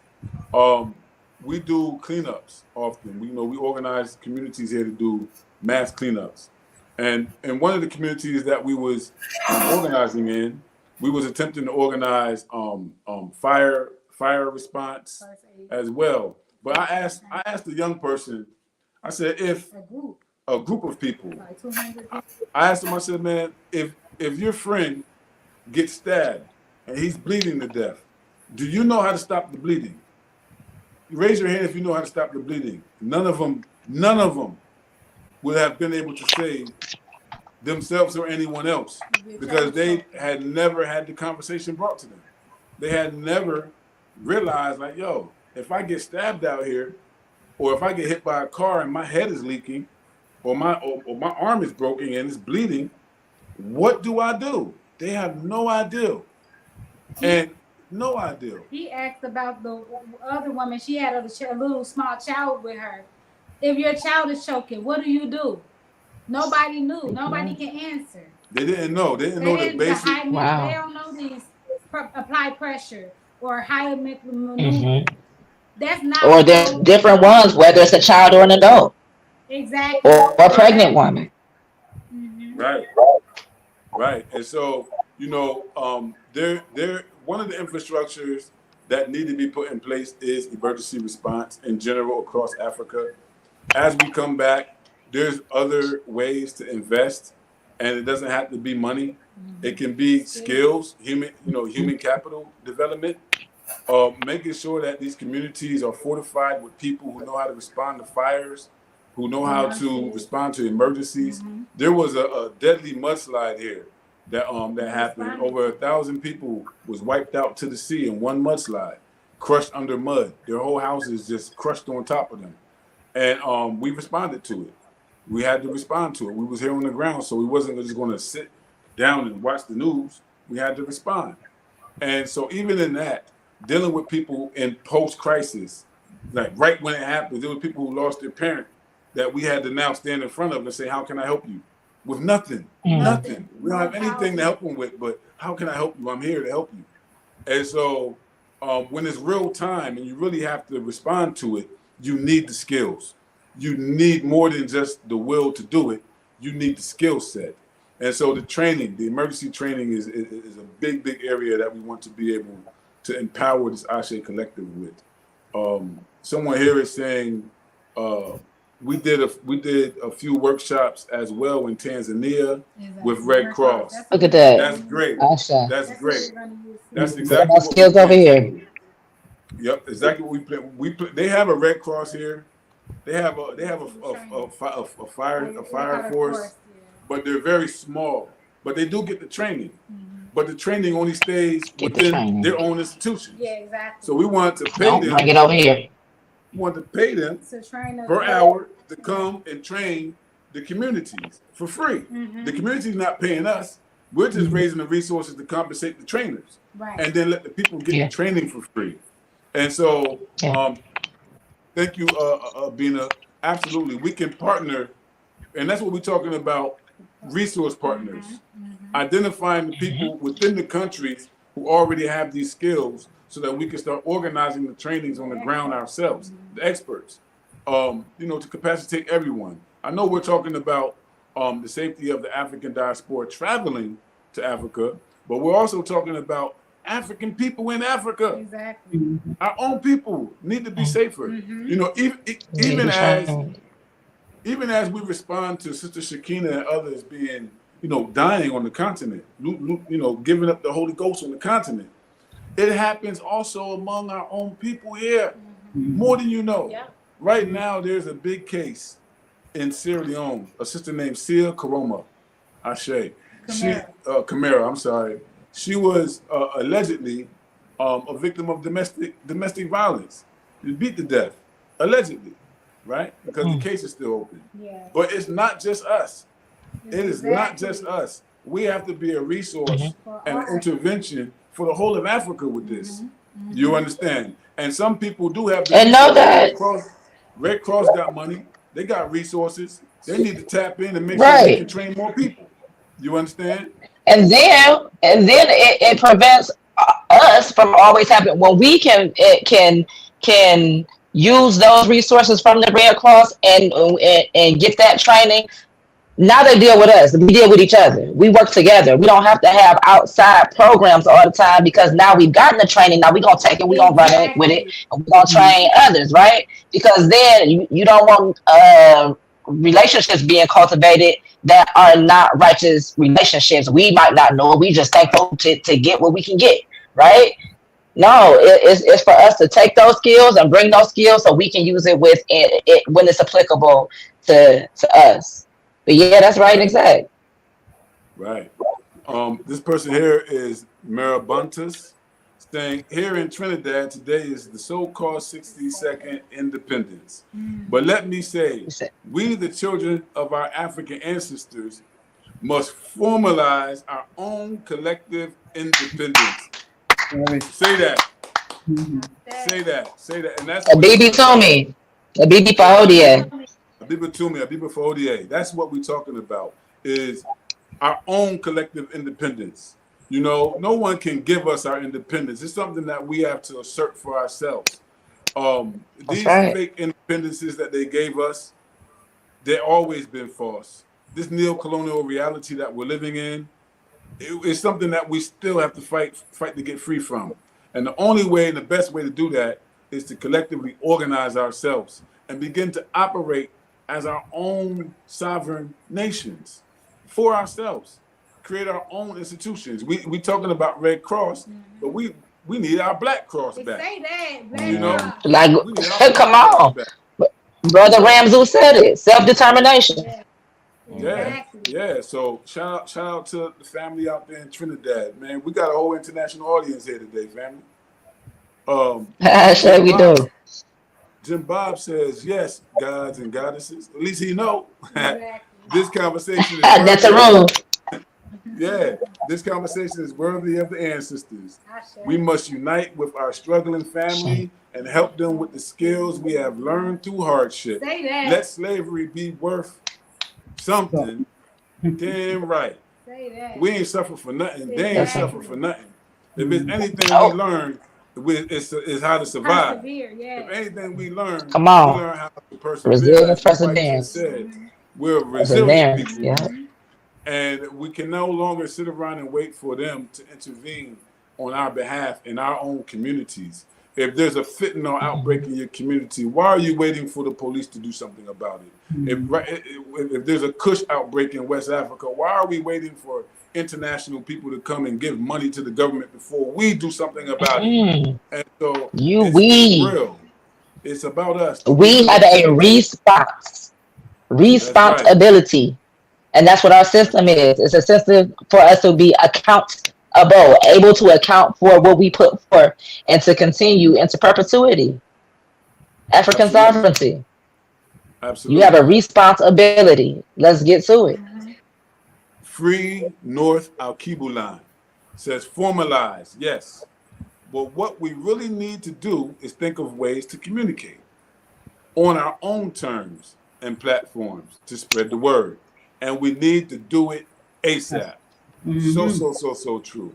Kambunga. Yeah. Baby Tony. Appreciate that. Yeah, I appreciate that comment there too. Go ahead, brother. No, I'm just gonna say one more thing because I know we're reaching past time. But what I would say is the decolonization process is necessary. Yeah, because there's a lot of brothers and sisters out there who feel that they cannot do the work because they don't know how or they don't have the confidence. So, it's not about lip service. It's about your actions. There's brothers and sisters globally you can network with, just like what we're doing right now with our initiative, with this platform. And even if it's the smallest thing, you can always contribute, and make a difference. Absolutely, brother. We have because what you think is small, it could be a mustard seed, right? Absolutely. Exactly. You never know. You never know. All right. So we was going to talk about the social media platforms, but I think we touched on that quite a few times.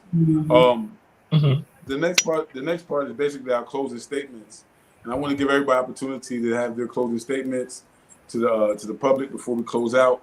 And I just want to say, if anyone has any questions, particularly questions, if you have any questions you want us to address now, put it into the comment section. And if you have any questions that come up after this, you can always email them to us. Again, African State of Emergency @gmail.com. Spelled all the way completely out, Africa with a C. All right. So I guess I can start with the closing remarks. I really want to appreciate you guys, the team, for answering the call first and foremost. It's one thing to talk about it. It's one thing to understand it, but it's a whole nother thing to actually do something. And I know we're all busy. We're all spread thin with time. But one thing we learned is that we can have a bunch of ideals and have a bunch of grand statements, but if we ain't doing the work, if we ain't putting in the actual work that we talking about, then we need to just shut up and sit down. And so I appreciate those who answer the call and step up when it's time to really step up. We dedicate this to Sister Shakina and all the others who already have lost their lives, in this struggle for us. I wish we could have saved them. But everything happens for a reason. And of course, in the African state of mind, we know that we never truly die. We live to live more. We never truly die. Mhm. And so, you know, the sister spirit is here with us. Ashe. Our brothers' spirits are here with us. Our ancestors' spirit is here with us. Ashe. And this is what Ashe. I believe all of them would want us to be doing, given that we heard the call. We received that download that it's time to do something, and we're actually doing something Come about on. it. So it's an honor, and it's a great thing that we're doing, y'all. If you're out there and you're watching this, even if it's 10 years from now, just know that we had and have you in our, you know, in our hearts as we step forward. This is a social media platform. It's just a roundtable discussion, but it's the beginning of something. It's the beginning of something that we're actually late on. This should have been put in place already. We've been coming to Africa for decades. Some would say centuries, because our ancestors from the diaspora have been coming back for centuries, literally. We need this. This is not a want. This is a need. And so my last statement would be to call on everyone who has the skills and the talents outlined in this particular presentation to step up, step up, step up. Even if you don't have a lot of time, step up. Even if you don't have a lot of resources, step up. It can be the difference in saving someone's life or us having to bury someone else very soon, because it's not going to change without our intervention. It's not going to change without us stepping up. You understand? So for me, that's my final statement. And I just want to pause there and just say again, thank y'all. And shout out to Brother Ramzu. He's in Egypt. And so he told us already that it was going to be a little difficult for him. He hadn't really get an opportunity to speak much here, but that brother is leading a serious mission for us to understand self-determination and taking our freedom and our future into our own hands. That brother has been all around the world working with all different kind of partners and friends to build bridges, to build diplomatic relationships, so that when we get here and we're ready to move, we already have those relationships in place. You know, this brother walked with Mugabe. This brother walked with Hugo Chavez. You know, this brother actually has already been approved by the ancestors to be here with us on this march. And so, you know, we salute him as well, even though he's not here. And that's pretty much what I got to say, y'all. It's some questions. All right, though. President. It's some questions, though. You want to do the questions, or we want to finish our? We can keep going. We can keep going and then come back to the questions. All right. So, in closing, this is our call to action. We answered the call. We're here, and so we're looking to expand. Right? Well, you can't unknow what you know, and once it's brought to you, that's divine alignment. There is a responsibility. I'll keep reiterating that. When it crosses your path, you must show up. And if not, keep your mouth closed about what's going on. We don't need armchair revolutionaries. Say that. We're talking about a transformative change, right? So if you're ready, let's go. And if you're not, hey, in due time. We don't shut anybody out. But when it's time, right? And for us, that's where we are. So if you're ready to get on board, let's go. Ashe? Ashe. Sister Abina says she's ready. All right, Sister Abina. Queen Mother Jalika, closing remarks.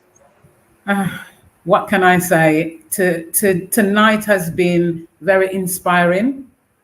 As an elder here, I would like to see more young people being involved. It's important. I'm speaking from the concept of coming from UK and seeing what has recently just happened in UK in terms of the distractions and all the bother that's been going on. The young ones need to stand up, be noticed, and there is a need. And I am older now, so they need to come and help us with the IT. Yes. The IT. Brother Siraj. Yes, Mama. Okay, so I would like to, what I would like to just say, just a shout out to all of you, and to thank all of you, for taking the time out to come together to formulate the ideas, this initiative. I appreciate all of you, and also Brother Ramzu, I appreciate all of you, because if it weren't for you guys, this won't be happening. So I do appreciate that. And I also would like to say, when it comes to just as a people, we have to really take care of our mental, spiritual, and physical well-being. It's imperative that we take care of our well-being. So the whole purpose of this initiative is to assist to enable that. Absolutely. Ashe. Absolutely. Ashe. Yes. Again, I would like to thank every one of you guys for just helping, making a call, doing your work. This is so very much needed. I'm really happy something like this is here. We didn't have it. We didn't have it. We were on our own struggling. And we don't have that. We don't have to do that anymore with something like A.S.E. Collective. So of course, I'm gonna make another call to action. If you have any skills that you think, even if it's not the teams that we are on, if you have some skills that you think that can assist us with this initiative, reach out, email us, africanstateofemergency@gmail.com. I'm on the public relations team, of course, so if you have any media, website, graphic designs, writing for our blog, please reach out. Don't hesitate. We'll be putting up our web page soon, and check out our social media, African State of Emergency on Facebook as well as IG. Thank you. Thank you. Yeah, and just wanted to quickly say as well, this is an African-centered initiative. Keep the oil boards out of it. We don't need them. Yes. We ain't trying to work with it. Yes. We don't need no Urungos. We don't no need Urungos. Keep them at home. No Urugu. We have to do it for ourselves. So there's a few questions we can address before we go off. Says, how is this syncing with the Nubian International Cadre? Thanks again. The Nubian International Cadre is a cadre formation that has various African American and Caribbean groups connected, like the Nation of Islam, the Republic of New Africa, the UNIA. It's an international cadre group that's particularly, I know Baba Senghor is a part of it. I mean, he's in the leadership. And also our second Assistant President General, Dr. Chinzara Kanina. She's also a part of it as well. To answer you, we're already plugged in. This initiative operates in tandem with the UNIA, in tandem with Basani, and these organizations already are connected to the Nubian International Cadre. We're already tapped in, but we need to really reach out and formalize some relationships with some of the bodies. That's all. And then let me see. Anyone contacting the AES government yet about visa, ancestral diaspora citizenships? This allows investment, tourism from us, and less chance they will feel free to invade and plot against our home. Very, very, very good question. Good question. Cynthia? So in short, the answer is yes. And so certain conversations are for other circles. The answer is yes. So we're tapped in. The A.S.E. Collective is tapped into to what you're talking about. And let me see. Would be interested to know the favorite historical books, resources on Africa from the empresses here, specifically, if possible. So that's for y'all. That's for the queens. Any favorite historical books? Decolonizing the African mind, Baba Chinwezu. Yes. Nation Building by Baba Akoto. I'm not gonna. Somebody else, because I'm gonna keep going. Yeah, Garvey, yeah. Yorugu, know who you Yeah, are, Europe, okay? And exactly. know who Thank you, they are, sir. okay? Garveyism by Amy Jackson Garvey. Mental side, so you don't feel like you alone out here. That's Baba Molima Baruti. Because when I read that, I was like, oh my God, somebody who I'm in alignment with, because I don't know what's going on out here. Is it just me? So read some books. You won't feel alone. Yes. So that's pretty Who much else? What it. I else? think there's no more questions. Let me see. There's okay. Someone has Thank you. answered with some of the books. Okay. Blueprint. Okay. Stolen Legacy, yep. So, Yep. George. Yep. yeah. Intellectual warfare. Oh yeah. Oh, yes. Yeah. Hmm. Yep. So you already Bobby on the Wright. right track. You know, Bobby Wright, Bobby psychopathic Wright. racial personality. You Yes. know. Yeah. Okay, so that's also where we get message side, yep. Yeah. All right. So Inspired. we're gonna close up. Hey, But I probably shouldn't say that on this phone. Okay. but remember that we will be presenting here often. We actually plan to have we actually plan to have a bi-weekly podcast in the future where we'll bring different people from different areas onto a podcast setting where we can begin the dialogue and keep this conversation going. This awareness, this security and safety awareness, you can't just get it once. It has to be always reinforced, always reinforced, always reinforced. And so this is something that we want to present. It'll have enough class and enough Africanism that you can sit down with your family and your babies can turn on, can watch and listen, you know, and even chime in for themselves. So y'all get ready for that. Again, our email is African State of Emergency @gmail. All right, y'all can send your questions there. If you would like to get involved, you just let us notify us there, and we'll be in contact with you. Everything has been set up from the registration forms. You're going through the process of a skill assessment, and everything has already been put in place for us to rapidly begin to gain people now. So there's no hesitation to it. Let's do this. All right. Ashe. Africa for the Africans at home and abroad. Yes, Yeah, sir. great start. Ubuntu. Yes. One Africa. All right, One y'all. We're gonna Africa. let y'all go. Peace and love. From the I Say Peace. Collective. Latvia. Dua. Right.